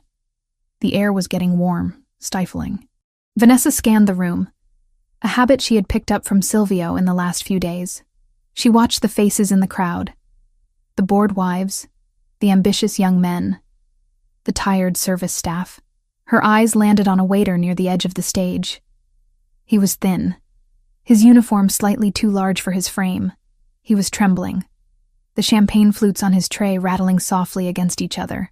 He looked sick, sweat beading on his forehead despite the air conditioning. Vanessa frowned. There was something familiar about the slope of his shoulders, the nervous tick of his head. He turned slightly. It was Brandon. Vanessa's breath hitched. How? How was he here? He was supposed to be in jail. Silvio had said the charges were sticky. Breaking and entering. Assault. He shouldn't be out on bail. Silvio, she whispered, her fingers digging into his bicep. Not now, Tesoro. My treasure, Silvio murmured, his attention focused on the stage where Patterson was tapping a microphone. The speech is starting. Silvio, look, she hissed urgently. The waiter, at 3 o'clock. Silvio turned his head, his annoyance vanishing instantly as he followed her gaze. He saw Brandon. His body went rigid, not with surprise, but with instant calculation. His hand tightened around her waist, subtle as a warning. Eyes forward, he murmured. Stay at my side. Brandon wasn't looking at them. He was looking at the crowd, his eyes darting wildly. He looked terrified. He wasn't acting like an assassin. He was acting like a cornered animal. He took a step forward, shouting something incoherent. You think you're better than me? Brandon screamed, his voice cracking. He threw the tray of champagne onto the floor. The crash of breaking glass silenced the room instantly. You're all filth. You think money makes you clean? The crowd gasped and recoiled. Security guards began to move in from the perimeter, pushing through the confused guests. It's a distraction, Silvio said, his voice ice cold. He wasn't looking at Brandon anymore. He was scanning the room, scanning the balconies, scanning the shadows. He is the bait. Brandon continued to scream, flailing his arms, drawing every eye in the room toward him. Look at me. I'm talking to you. Silvio grabbed Vanessa's waist. Get down, now. But Vanessa didn't drop. Her eyes were frantically searching the darkness of the mezzanine level, the balcony that overlooked the ballroom. Why use a loud, unstable ex-husband unless you wanted everyone looking down and to the left? She saw it. A tiny, almost invisible glint of light from the velvet curtains on the balcony. And then, a small red dot. It danced across the black lapel of Silvio's tuxedo, settling directly over his heart. Time seemed to stretch and warp. The sound of Brandon screaming faded into a dull roar. The music had stopped. The only thing Vanessa could see was that red dot, the harbinger of death. Silvio was distracted, pushing her behind him, putting his body between her and Brandon, assuming the threat was the lunatic on the floor. He didn't see the laser. He was protecting her from the wrong direction. "Silvio!" she screamed. She didn't think about the dress. She didn't think about the diamonds. She didn't think about fear. She threw herself at him. She wasn't a small woman. She hit him with the full force of her weight, driving her shoulder into his chest. Silvio, caught off guard and unbalanced, toppled backward. They hit the marble floor hard, Vanessa landing on top of him. Crack. The sound wasn't like a gunshot in a movie. It was a sharp, percussive snap that sounded like a whip breaking the sound barrier. Something tore through the air where Silvio's chest had been a millisecond before. The bullet slammed into the heavy oak chair behind them, shattering the wood into splinters. The ballroom erupted into chaos. Screams tore through the air. People dropped to the floor, covering their heads. "Stay down!" Silvio roared. He flipped them over instantly, pinning Vanessa to the floor with his body. He covered her completely, shielding her head with his hand, his other hand reaching into his jacket for the gun he wasn't supposed to have but always carried. "Did they hit you?" he demanded, his face inches from hers. His eyes were wild, black holes of terror. "Vanessa, did they hit you?" "No," she gasped. The wind knocked out of her. "The balcony! It came from the balcony!" More shots rang out, but these were different. Rapid, controlled bursts. Rinaldi's security team was returning fire. Silvio didn't look up. He kept her pinned, his body a human barricade. He was murmuring a stream of curses in Italian, a prayer of violence. "Clear! The balcony is clear!" A voice shouted over the comms earpiece Silvio was wearing. "Secure the exits! No one leaves!" Silvio barked back. Slowly, the chaos subsided into the whimpering of terrified guests and the shouting of security teams. Silvio sat up, but he kept a hand on Vanessa's chest, keeping her down. He scanned her frantically. "Are you hurt?" "Tell me." "I'm okay," Vanessa said, trying to sit up. My arm stings." Silvio looked at her arm. The gold dress was ripped near the elbow. Blood was welling up, bright red against the metallic fabric, dripping onto the white marble floor. "You're shot," Silvio choked out, his face draining of all color. Vanessa looked at the wound. She saw a shard of crystal embedded in her skin. No, it's glass. From Brandon's tray. I landed on the glass. She reached to pull it out, but Silvio caught her hand. "Don't touch it. Do not touch it." He looked at the blood. Her blood. On the floor of his event. The transformation in him was terrifying. The concern vanished, replaced by a cold, demonic rage that made the temperature in the room seem to drop 10 degrees. He stood up, pulling Vanessa with him, but keeping her tucked into his side so tightly it hurt. He looked across the room. Brandon was on the ground, zip-tied again, pinned by 2 guards. He was sobbing, shouting that he didn't know about the gun, that they forced him, that he just wanted his debt cleared. Silvio didn't even look at him. He looked up at the balcony where his men were dragging a body away. The sniper. "Marco," Silvio said. His voice wasn't loud, but it carried. Marco appeared, looking grim. "Boss, we got the shooter. Albanian contractor. He's dead. Brandon is in custody. We're locking down the hotel." "Get the car," Silvio ordered. "Take Vanessa to the house. Get the doctor." "Silvio, I'm fine," Vanessa protested, though her arm was throbbing nastily. "It's just a cut." Silvio turned to her. He took her face in his hands. His fingers were trembling. "You pushed me," he whispered, as if he couldn't quite process the information. "You saw the laser. You pushed me. You were looking the wrong way," she said, her voice shaking now that the adrenaline was fading. "You took a bullet for me. It missed. It missed because you moved me. If you had been a second slower." He closed his eyes, taking a shuddering breath. When he opened them, the humanity was gone. Go with Marco. I have work to do. What work? Vanessa asked, fear gripping her again. Silvio, don't do anything stupid. The police are coming. The police can have the mess, Silvio said. He looked at the blood on her arm again. The Albanians sent a clown to distract me and a coward to kill me. And they made you bleed. He kissed her forehead. It felt like a goodbye. Go home, Vanessa. Wait for me. Silvio. He turned away. He walked toward where Brandon was being held. The look on his face promised a violence so profound that even his own men stepped back as he approached. Marco gently took Vanessa's uninjured arm. Come, Signora. Ma'am, we must go. Now. Vanessa let herself be led away, her gold dress trailing through the debris of the ruined gala. She looked back one last time. Silvio was standing over Brandon, looking down at him with the detached curiosity of an executioner. He wasn't yelling. He was just standing there, radiating death. She realized then that the war wasn't coming. The war had just started, and she had fired the first shot by saving the king. As Marco ushered her out the side exit into the waiting armored SUV, Vanessa slumped against the leather seat. The pain in her arm was sharp, burning, but it was nothing compared to the cold dread settling in her stomach. She had saved him. She knew that. But looking at Silvio's face in those final moments, she wondered if she had saved the man she loved, or if she had just unleashed the monster he kept chained for her sake. The car sped off into the Chicago night. Vanessa touched the yellow diamonds around her neck. They felt heavy. They felt like a target, but as she looked at her blood staining the gold fabric of her dress, she tightened her jaw. Let them come. She thought fiercely. Let them try. She wasn't the baker anymore. She was the woman who had tackled a Mafia don to save his life. And if Silvio was going to burn the city down for her, she would be there to hand him the matches. The silence in the penthouse was not peaceful. It was heavy, suffocating, and smelled of antiseptic and iron. The expansive living room, usually a monument to minimalist luxury, had been transformed into a makeshift trauma unit.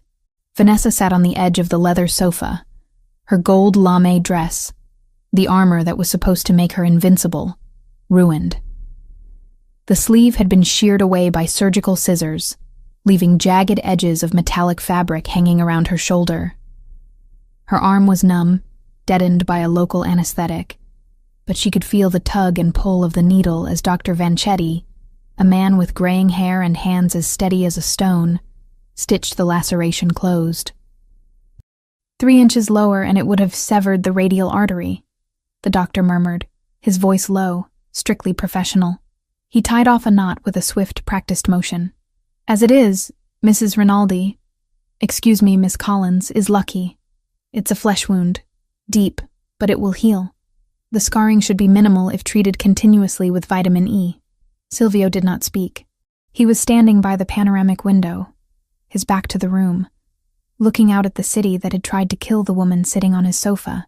He had not moved for 20 minutes.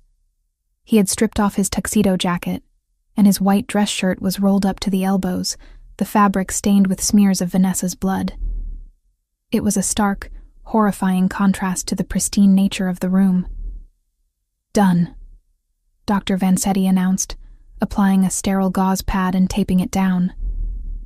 He began to pack his instruments into a black leather bag. She needs rest, fluids, and no heavy lifting for 2 weeks. I'll leave a prescription for painkillers, but I suspect she's in shock. Monitor her breathing tonight. Leave us, Silvio said. He didn't turn around. The command was flat, devoid of politeness. Of course, Mr. Rinaldi. Call if there is bleeding. The doctor nodded to Vanessa, a look of pity in his eyes, and hastily retreated toward the elevator, escorted by Marco. When the elevator door slid shut, the silence returned, louder than before. Vanessa touched the bandage on her arm. The numbness was starting to fade, replaced by a dull, throbbing ache that pulsed in time with her heartbeat. She looked at Silvio's back. The muscles in his shoulders were coiled so tight they looked painful, straining against the fine cotton of his shirt. Silvio, she whispered. He flinched. Visibly flinched, as if her voice were another bullet. He turned around slowly, His face was a mask of cold, devastating fury, but Vanessa knew him well enough now to see the cracks. His eyes, usually so sharp and calculating, were hollow. He looked at her arm, then at the ruined dress, and finally at her face. He looked like a man surveying the wreckage of his own soul. "You are leaving," he stated. Vanessa blinked, confused by the sudden pivot. "What?" "The contract is void," Silvio said, walking toward the kitchen island where a decanter of whiskey sat. He poured a glass but didn't drink it. He just gripped the crystal tumbler until his knuckles turned white. "I have transferred the full agreed amount plus a severance bonus to your offshore account. The bakery is paid for. The deed is in your name. You have enough money to move to Europe, buy a villa in Tuscany, and never work another day in your life." "Silvio, stop," Vanessa said, trying to stand up. A wave of dizziness hit her, and she swayed. "Sit down," he roared, the sudden volume making her jump. He composed himself instantly, but his voice shook. "Sit down, Vanessa. Do not move." "I'm not going to Europe," she said, her voice trembling but stubborn. She sank back onto the sofa. "We have a deal. 1 year. The deal was protection." Silvio slammed the glass down on the counter. Ideally, it would have shattered, but the heavy crystal just made a dull, thudding sound that echoed like a gavel. "The deal was that I fix your life, and you fix my image. I did not hire you to bleed on my floor. I did not hire you to take a bullet meant for me. It wasn't a bullet," she argued weakly. "It was glass. It was an assassination attempt." He crossed the room in 3 long strides, stopping in front of her, towering over her. He looked terrified. "You pushed me. You saw the laser and you pushed me. Do you have any idea how stupid that was? You are a civilian. You are a baker. You run when bullets fly. You do not throw yourself in front of a man who deserves to die 1,000 times over." "I didn't think," Vanessa admitted, looking up at him.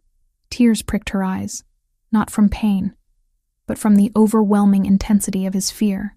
"I just saw the dot. I knew I couldn't let them hurt you." "Why?" he demanded, dropping to his knees in front of her. He didn't touch her. He kept his hands hovering, as if afraid he would break her further. "Why would you do that? For a bakery? For money?" "No," Vanessa whispered. She reached out with her good hand and touched his face. His skin was cold, his jaw rough with evening stubble. "You know why, Silvio? I told you at the gala. I didn't do it for the contract. I did it because I choose you. I choose the monster." Silvio closed his eyes, leaning his face into her palm. He let out a shuddering breath that sounded like a sob trapped in his chest. "You are a fool, a beautiful, reckless fool. I cannot protect you, Vanessa. I thought I could. I built this fortress. I hired the army. And still, they touched you. My arrogance almost got you killed. But I'm alive," she said firmly. "And you're alive. That's what matters. We're still here." He opened his eyes. The brown irises were almost black, swirling with a darkness she had never seen before. It wasn't fear anymore. It was resolution. "Yes," he said softly. "We are here, but they are still out there." He stood up, pulling away from her touch. The moment of vulnerability vanished, replaced by the icy armor of the boss. He walked to the hallway closet and pulled out a fresh black coat. He checked the magazine of his pistol, the metallic click-clack of the slide sounding obscene in the quiet room. "Where are you going?" Vanessa asked, panic rising in her chest. She pushed herself up, ignoring the dizziness. "Silvio, the police are all over the city. You can't go out there." "The police are busy processing the crime scene at the hotel," Silvio said calmly. He holstered the weapon. "And Brandon is in a holding cell at the precinct. But the Albanians are waiting to see if they succeeded." "Silvio, please," she begged, moving toward him. Her legs felt heavy. "Don't go. Stay here. Let the police handle it." "The police collect evidence, Vanessa. I collect debts." He stopped at the door and turned to her. His expression was unreadable, a mixture of love and lethal intent. "Marco is outside the door. He has orders to let no one in, not even God himself. You will take the pills the doctor left. You will sleep, and when you wake up, the world will be clean. Silvio, she cried out as he opened the door. He paused. I love you, Vanessa. That is why I have to finish this. The door clicked shut. The lock engaged with a heavy thud. Vanessa was alone in the glass cage, the scent of her own blood still lingering in the air. The warehouse district on the south side of Chicago was a graveyard of industry. Rusted skeletons of old factories loomed against the night sky, their broken windows like hollow eyes staring out at the river. The wind howled through the alleyways, carrying the smell of rot and gasoline. Inside Warehouse 4B, the atmosphere was frozen. A single industrial light hung from the ceiling, casting a harsh, yellow cone of light onto the concrete floor. In the center of the light, kneeling on the damp ground, was Brandon. He was still wearing the waiter's uniform from the gala, though it was now torn and stained with sweat and grime. His hands were zip-tied behind his back. His face was swollen, a map of bruises from where security had subdued him. He was weeping, a low, pathetic sound that echoed off the metal walls. Standing in the shadows were 3 men. They were not Italians. They were tall, broad, with harsh features and cold eyes. The Albanians. Their leader, a man named Luca, stood with his arms crossed, smoking a cigarette. He looked impatient. Where is he? Luca growled, checking his watch. He said midnight. It is midnight. Maybe he is dead, one of his men sneered. Maybe the shot didn't miss. The shot missed. A voice echoed from the darkness of the main bay door. The Albanians spun around, hands going to their jackets. Silvio Rinaldi stepped into the light. He was alone. He walked with a casual, terrifying confidence, his hands open at his sides. He didn't look like a man who had almost been assassinated 3 hours ago. He looked like a man who had come to inspect a property. Rinaldi, Luca said, relaxing slightly but keeping his hand near his holster. You have balls coming here alone. We heard you had a bad night. A messy night, Silvio corrected. He stopped 10 feet away from them, ignoring Brandon entirely. You broke the rules, Luca. We had a truce. Territory lines were drawn. Business changes. Luca shrugged, dropping his cigarette and crushing it under his boot. You were getting too strong. The construction contracts. The unions. You were squeezing us out. And then you marry the baker? We thought you had gone soft. Distracted. Distracted. Silvio repeated the word, tasting it. He looked at Brandon, who was looking up at him with desperate hope. Mr. Rinaldi, Brandon choked out. Tell them I did what they asked. I made the scene. I screamed. You promised. They promised if I did it, my debt was cleared. Silvio looked down at the man who had tormented Vanessa for years. The man who had called her fat, who had stolen her money, who had tried to rob her sanctuary. You see, Silvio said to Luca, his voice conversational. This is where I am confused. This man, he owes you money, correct? 12,000, Luca said, plus interest. And he offered to pay his debt by creating a distraction at my gala so your sniper could take a shot at me. He was eager to please, Luca smirked. He hates you. He said you stole his wife. He threw away his wife, Silvio corrected. I found her. Silvio took a step closer to Brandon. Brandon flinched, expecting a kick. I pulled some strings at the precinct, Silvio said to Brandon. I made sure the charges stuck. Every report, every signature, every photograph. Then my lawyers arranged your release just long enough for tonight. I needed you walking into my ballroom in a uniform, thinking you were clever. I brought you here. Thank you. Brandon sobbed, relief washing over his face. Oh, God, thank you. I knew you were reasonable. I'll leave town. I swear I'll never see her again. I know you won't, Silvio said. He turned back to Luca. Here's the deal. I am a businessman. I believe in paying debts. This man owes you money. He is yours. Take him. Do what you want with him. Consider his debt transferred. Brandon's eyes went wide.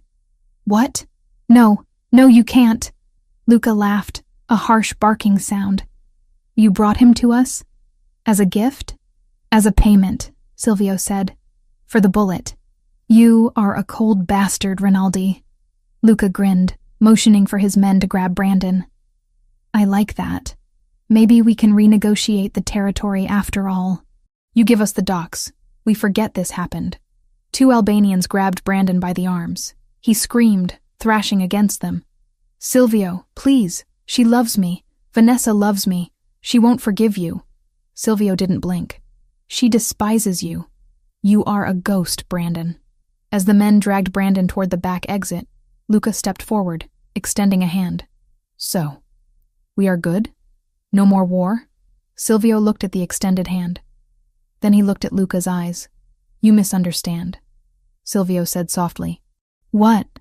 I gave you Brandon because he is trash, and trash belongs in the dump, Silvio said. He unbuttoned his coat.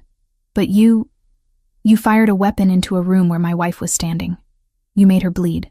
Luca's smile faltered.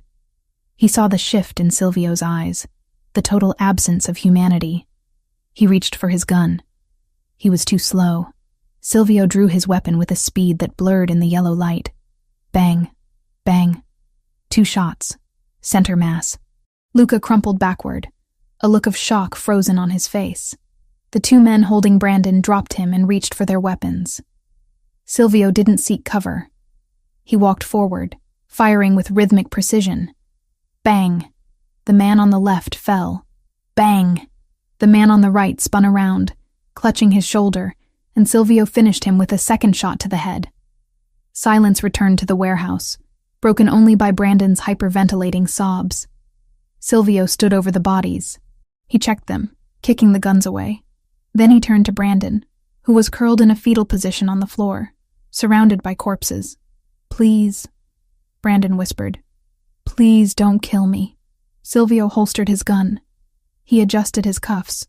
I told you, Silvio said, his voice echoing in the vast space. I am not going to kill you. I gave you to them. They are dead now, but your debt remains.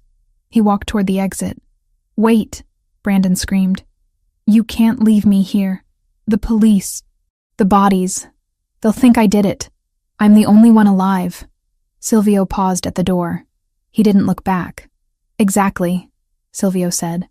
The police will find a drug deal gone wrong. 3 dead Albanian mobsters. And 1 man holding the bag, with his fingerprints all over the scene and a motive a mile wide. You won't go to jail for robbery, Brandon. You're going to prison for triple homicide. You'll never see daylight again. Silvio! Brandon screamed, his voice cracking into madness. Silvio! Silvio walked out into the cold Chicago night. He took out his phone and dialed a number. Detective, Silvio said calmly. I have an anonymous tip about a shooting at the old shipyard warehouse. Yes, it sounds like a gang dispute. You might want to hurry. He hung up. He tossed the burner phone into the river. He looked at his hands. There was no blood on them, but he could feel the weight of the souls he had just dispatched. He didn't care about the Albanians. He didn't care about Brandon. He only cared about the drop of blood on the gold dress. He got into his car. Home, he told the driver. The sun was rising over Lake Michigan, painting the sky in bruises of purple and orange. The light filtered through the sheer curtains of the guest bedroom. No, her bedroom. Vanessa woke up slowly. The first thing she felt was the throbbing in her arm. The second was a wave of nausea so potent it made the room spin. She bolted upright, ignoring the pain in her arm, and scrambled to the ensuite bathroom. She barely made it to the toilet before her stomach emptied itself. She knelt there on the cold tiles, shivering, heaving until there was nothing left. She flushed the toilet and slumped back against the wall, wiping her mouth with a trembling hand. Flu, she whispered to herself. It's just the flu, or shock, but deep down, in a quiet, instinctual part of her brain, she knew it wasn't the flu. She counted the days in her head. She was late, 2 weeks late. With everything happening, the contract, the fire, the gala, she hadn't even noticed. Vanessa, Silvio's voice came from the bedroom. It was rough, tired. In here, she croaked. Silvio appeared in the doorway. He had showered. His hair was damp, and he was wearing gray sweatpants and a white t-shirt. He looked human, vulnerable. He saw her on the floor and was at her side in an instant. Are you sick? Is it the wound? Is it an infection? He reached for her forehead, his hand cool against her skin. I'm okay, she said, leaning into his touch. Just my stomach. Nerves, I think. Silvio helped her stand up. He led her back to the bed, tucking her in against the pillows. He sat on the edge of the mattress, taking her hand. The one with the ring. Is it done? Vanessa asked, searching his face. Silvio nodded. It is done. The Albanians will not bother us again. Their organization has been dismantled. And Brandon? She asked. It was a whisper. Brandon is with the police, Silvio said. He didn't smile, but there was a grim satisfaction in his eyes. He was found at the scene of a very violent crime. He will be spending the rest of his life in maximum security. He can never hurt you again. Vanessa let out a breath she felt like she had been holding for years. The boogeyman was gone. And you? She asked. Are you okay? Silvio looked down at their joined hands. I am a man who kills, Vanessa. I made peace with that a long time ago. But last night I killed because they hurt you. And that felt different. It felt righteous. He looked up at her, his dark eyes vulnerable. Can you live with that? Can you live with a man who has blood on his hands, as long as it is not yours? Vanessa looked at him. She saw the exhaustion, the fear of rejection, the desperate love he was trying to hide. She thought about the nausea in her stomach. She thought about the baby that might be growing inside her, a child made of light and shadow. She reached out and traced the line of his jaw. I told you, Silvio, she said softly. I choose you, all of you, the suit and the gun, the gala and the warehouse. I'm not going anywhere. Silvio leaned forward and kissed her. It was gentle, chaste, a promise of peace after the war. Then sleep, he whispered. We have a life to build. And I have a feeling it is going to be a long one. Vanessa closed her eyes, the morning sickness fading into a dull background noise. She was safe. She was loved. And for the first time in her life, she was exactly where she belonged. 8 months had passed since the night the warehouse floor was stained with retribution, but the Chicago skyline remained the same, a jagged range of steel and glass piercing the autumn sky. What had changed, however, was everything else. Sweet Haven had reopened, scarred but standing, with a temporary kitchen built inside a leased storefront while a new warehouse rose from ash. Vanessa's grandmother had cried when Vanessa placed the first warm loaf into her hands again, proof that their legacy hadn't been burned out of the world. Jerry still drove the deliveries on Tuesdays, stubbornly refusing to quit. Silvio had quietly paid his lost wages and made sure Jerry's children would never go without. Vanessa stood in the center of the bridal suite at the Rinaldi estate, a sprawling mansion on the shores of Lake Michigan that made Silvio's penthouse look like a bachelor pad. She stared at her reflection in the gilded trifold mirror, one hand resting protectively on the swell of her stomach. At 8.5 months pregnant, she felt less like a bride and more like a planet in orbit. But the woman staring back at her was unrecognizable from the terrified baker who had worn a burgundy dress to a blind date nearly a year ago. This woman was substantial. She was radiant. She was formidable.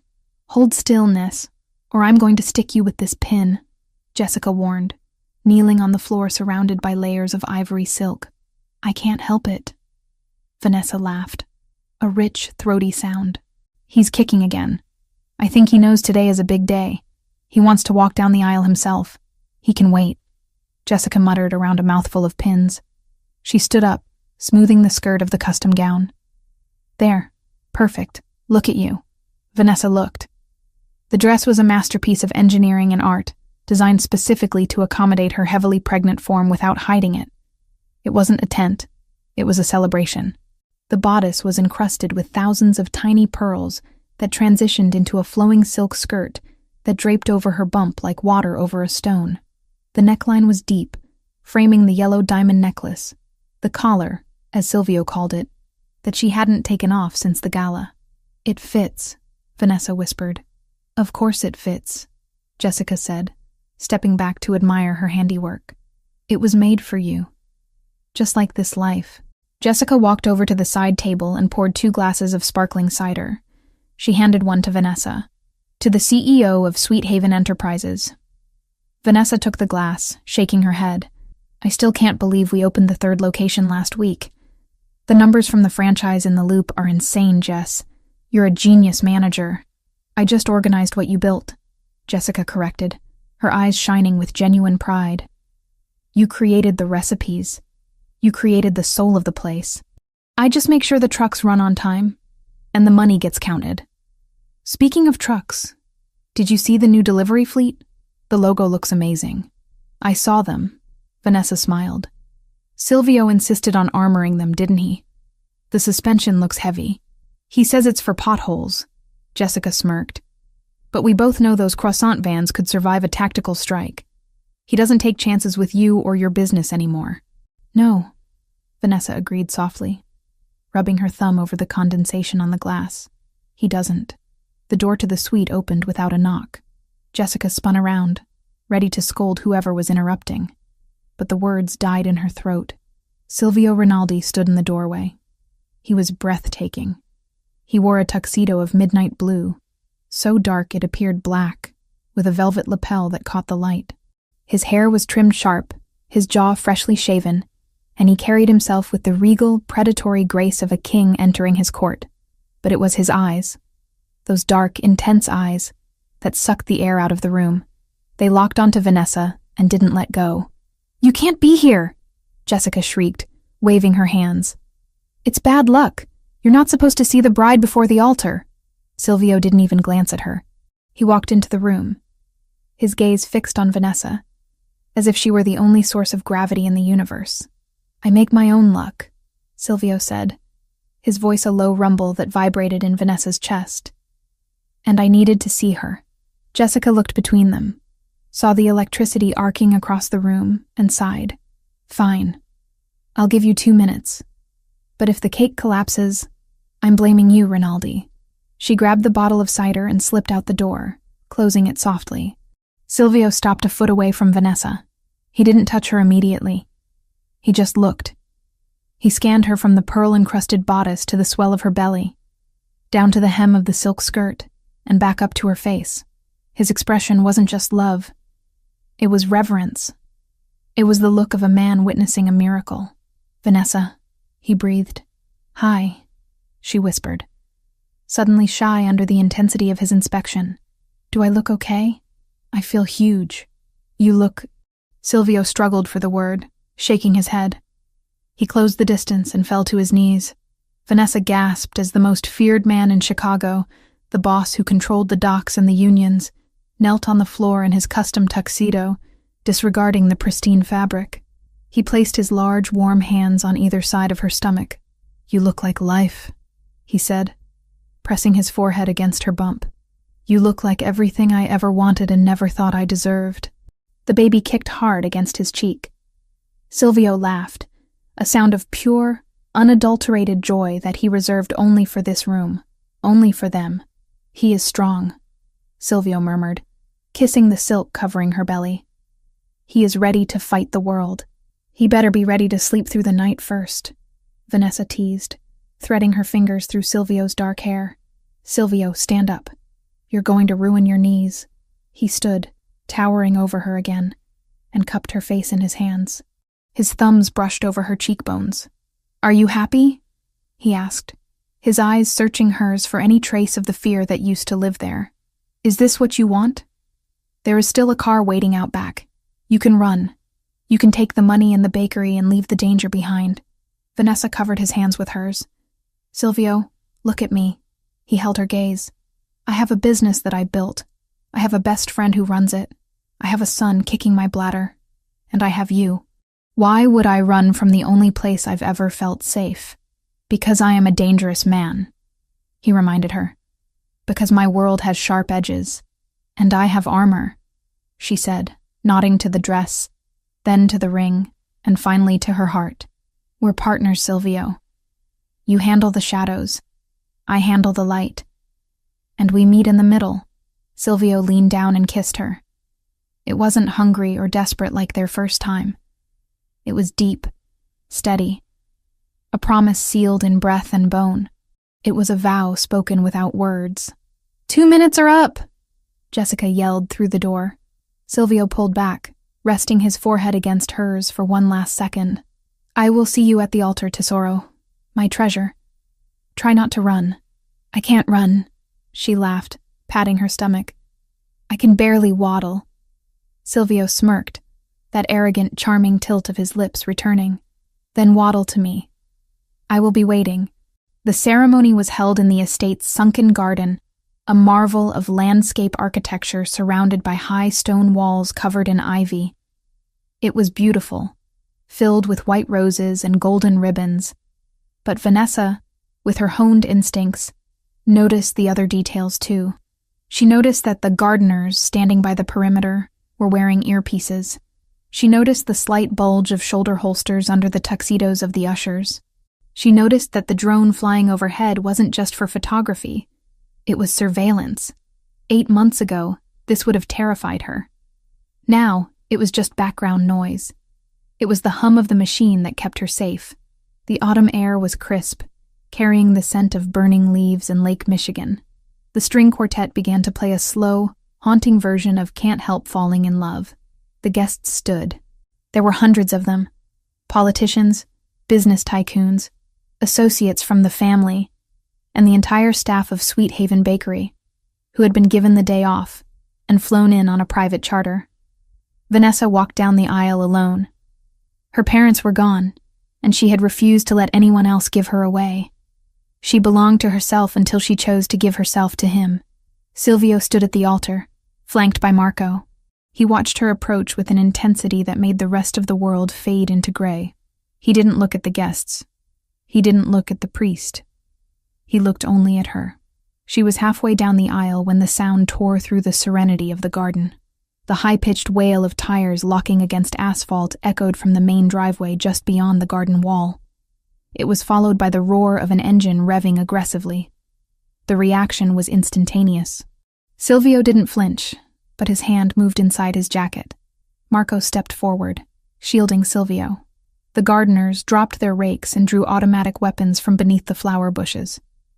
The guests gasped, a ripple of panic moving through the crowd. Vanessa stopped. Her hand went to her stomach instinctively. The memory of the warehouse, of the laser dot, of the glass shattering, flooded back. Not today, she thought furiously. Please, not today. Silvio's eyes left hers for a split second, snapping to the perimeter wall. He raised a hand, signaling his men to hold fire, his face a mask of calculated violence. The engine roared again, closer. Then, a car door slammed. "Wait!" a voice shouted from the other side of the gate. "Don't shoot! I'm the best man! I have the rings!" The tension in the garden snapped like a rubber band, but not into violence, into confusion. Marco tapped his earpiece, listening to a report from the gate guards. His shoulders relaxed. He looked at Silvio and gave a sheepish nod.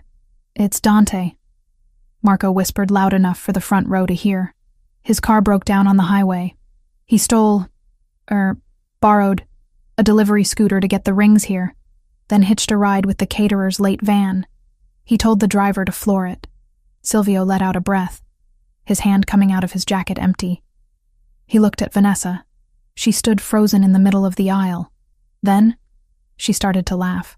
It started as a giggle and bubbled up into a full, belly-shaking laugh that relieved the pressure in the air. "It's okay," Vanessa called out to the terrified guests. "It's just the rings. Nobody is dying today." The gate burst open, and Dante, Silvio's youngest cousin, ran in, disheveled, holding a velvet pillow. I'm here. Don't kill me, boss." Silvio shook his head, a wry smile touching his lips. He stepped down from the altar, ignoring protocol again, and walked to where Vanessa stood. "Are you okay?" he asked, taking her hands. "I'm fine," she said, wiping a tear of laughter from her eye. "Just never a dull moment with you, is there?" "Never," he promised. "Shall we finish this before anyone else decides to crash the gates? Please." They walked the rest of the way together. The vows were short. They didn't need flowery poetry. They had already proven their devotion in blood and ink.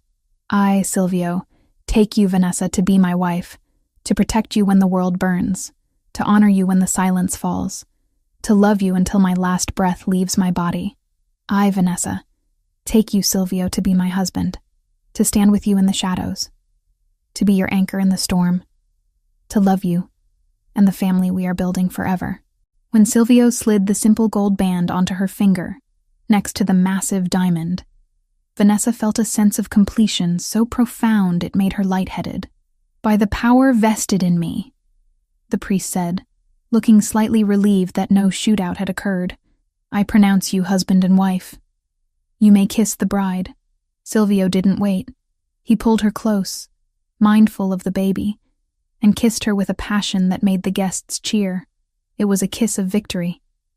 They had won. The ex was gone. The rivals were dead. The empire was secure. The reception was a blur of golden light, jazz music, and enough food to feed an army. The ballroom of the estate was decorated with thousands of candles, casting a warm glow over the revelry. Vanessa sat at the head table, her feet throbbing but her heart full. She watched Jessica dancing with Marco, laughing as the stoic bodyguard tried to keep up with her energy. She watched her bakery staff eating lobster and drinking champagne, treated like royalty. You look tired, Silvio murmured, leaning close to her. His hand rested on the back of her chair, his fingers idly playing with the stray curls at the nape of her neck. Happy tired, she corrected. My feet are plotting a mutiny, though. We can leave, he offered immediately. I can clear the room in 5 minutes. And miss the cake? Vanessa pointed to the massive 5-tier confection in the center of the room, a creation from her own bakery, designed by her top pastry chef. Absolutely not. I need to see if the buttercream held up. Always the baker, Silvio chuckled, kissing her temple. Come, dance with me. 1 song, then we cut the cake. He helped her up. She felt heavy, her center of gravity shifted, but Silvio held her as if she were weightless. They moved to the dance floor. The band slowed the tempo, playing a soft, instrumental jazz ballad. Silvio pulled her close, leaving space for the baby between them. They swayed gently. You did it, Vanessa whispered against his lapel. You gave me the fairy tale. A slightly twisted, dark Mafia fairy tale, but a fairy tale nonetheless. You wrote the story, Vanessa, he said seriously. I just provided the setting. You are the one who turned a contract into a life. I love you, Silvio. I worship you, Vanessa. She closed her eyes, resting her head on his shoulder, letting the music wash over her. She felt the baby shift again, a low, deep pressure. Then she felt something else. A sharp, distinct pop low in her abdomen, followed immediately by a gush of warmth. Vanessa stopped moving. Her eyes snapped open. Silvio, she said, her voice strangled. He stopped instantly. What is it? Are you in pain? The cake, she said, looking down at the puddle of clear fluid rapidly expanding on the marble floor beneath her gold dress. We're going to have to skip the cake. Silvio followed her gaze. He stared at the water. For a second, the ruthless Mafia boss looked completely, utterly panicked. Is that my water? Vanessa confirmed, gripping his lapel tighter as a contraction hit her. Not a practice one, but a real, tightening cramp that stole her breath. It's time. The transformation in Silvio was instantaneous. The panic vanished, replaced by tactical command mode. Marco! He roared over the music. The music cut out. The room went silent. Get the car. Call the hospital. Tell Dr. Vanzetti to prep the delivery suite. Silvio barked orders as he scooped Vanessa up into his arms. Silvio, I can walk, she protested, though another contraction made her wince. You are in labor. You do not walk, he stated, striding toward the exit. Out of my way! Move! The guests parted like the Red Sea. Jessica came running up, her face pale. Is it the baby? It's the baby! Vanessa called out over Silvio's shoulder, actually laughing despite the pain. Jess! Save me a slice of cake! Go! Go! Jessica shouted, clapping her hands. Silvio carried her out of the ballroom, down the grand steps, and into the waiting limousine that Marco had already pulled up. He settled her in the back seat, shouting at the driver to drive. As the car sped away, leaving the party behind, Vanessa gripped Silvio's hand. The pain was intensifying, coming in waves. Breathe, Silvio coached, looking more stressed than he had during the shootout. In and out, just like the class. You hated the class, she panted. I hated the pillows, he corrected, wiping sweat from her forehead with his silk handkerchief. The breathing was logical. You are doing great, Tesoro. My treasure. We will be there in 10 minutes. Silvio, she gasped as the contraction peaked. If I break your hand, I'm sorry. Break it, he offered, offering his other hand too. Break whatever you need. Just bring our son to me. The labor was long. It was messy. It was agonizing. It was nothing like the movies. For 6 hours, Vanessa fought. She sweated, she cursed, she cried. And through every second of it, Silvio was there. He didn't leave the room. He didn't look away. He held her hand. He fed her ice chips. He let her scream into his shoulder. He was her anchor in the storm of biology that was taking over her body. When the final moment came, when the doctor said it was time to push, Silvio was right beside her head, whispering encouragement in Italian, his voice thick with emotion. You are a warrior, he told her. You are the strongest thing on this earth. One more, Vanessa. Just one more. With a final guttural cry that ripped from her throat, Vanessa gave everything she had left. And then, the sound changed. A thin, high-pitched wail filled the room. Vanessa collapsed back onto the pillows, sobbing with exhaustion. Is he okay? He is perfect, the doctor announced. Silvio watched as the nurses cleaned the infant. Tears were streaming down his face, unashamedly. He looked at the bloody, squalling bundle as if it were the Holy Grail. The nurse wrapped the baby in a blanket and handed him to Vanessa. She looked down. He was tiny, red-faced, and furious at the world. He had a tuft of black hair, and when he blinked his eyes open for a second, she saw they were dark. Dark like obsidian. Dark like his father's. Hi, she whispered, touching his tiny fist. Hi, little one. Silvio leaned over the bed, his presence encompassing them both. He reached out a trembling finger and stroked the baby's cheek. The baby turned his head toward the touch. A son, Silvio whispered, his voice cracking. Alessandro. We will call him Alessandro. Alessandro Rinaldi. Vanessa tested the name. It sounded strong. It sounded like a legacy. I like it. Silvio kissed her, tasting of salt and joy. Thank you. Thank you for this life. Thank you for him. 3 days later, Vanessa stood on the balcony of the penthouse, the same balcony where she had once stood in a silk robe, terrified of the future. The city of Chicago lay spread out below them, a grid of lights twinkling in the twilight. She held Alessandro in her arms. He was sleeping, wrapped in a blanket knitted by Jessica. Silvio came up behind her, wrapping his arms around her waist, careful of her healing body. He rested his chin on her shoulder, looking down at his son. He is sleeping? Silvio asked softly. For now, Vanessa smiled. He has your temper, though. When he's hungry, the whole building knows it. Good, Silvio said. He will need a loud voice to lead this family one day. Vanessa leaned back into him. You know, a year ago, I was serving pasta and dodging a man who called me worthless. I was counting pennies to pay rent. I thought my life was over. And now, Vanessa looked at the reflection in the glass door. She saw a woman who had walked through fire and come out forged in gold. She saw a mother holding the future in her arms. She saw a wife held by a man who would tear down the sky to keep her dry. Brandon was gone, rotting in a cell, a forgotten memory.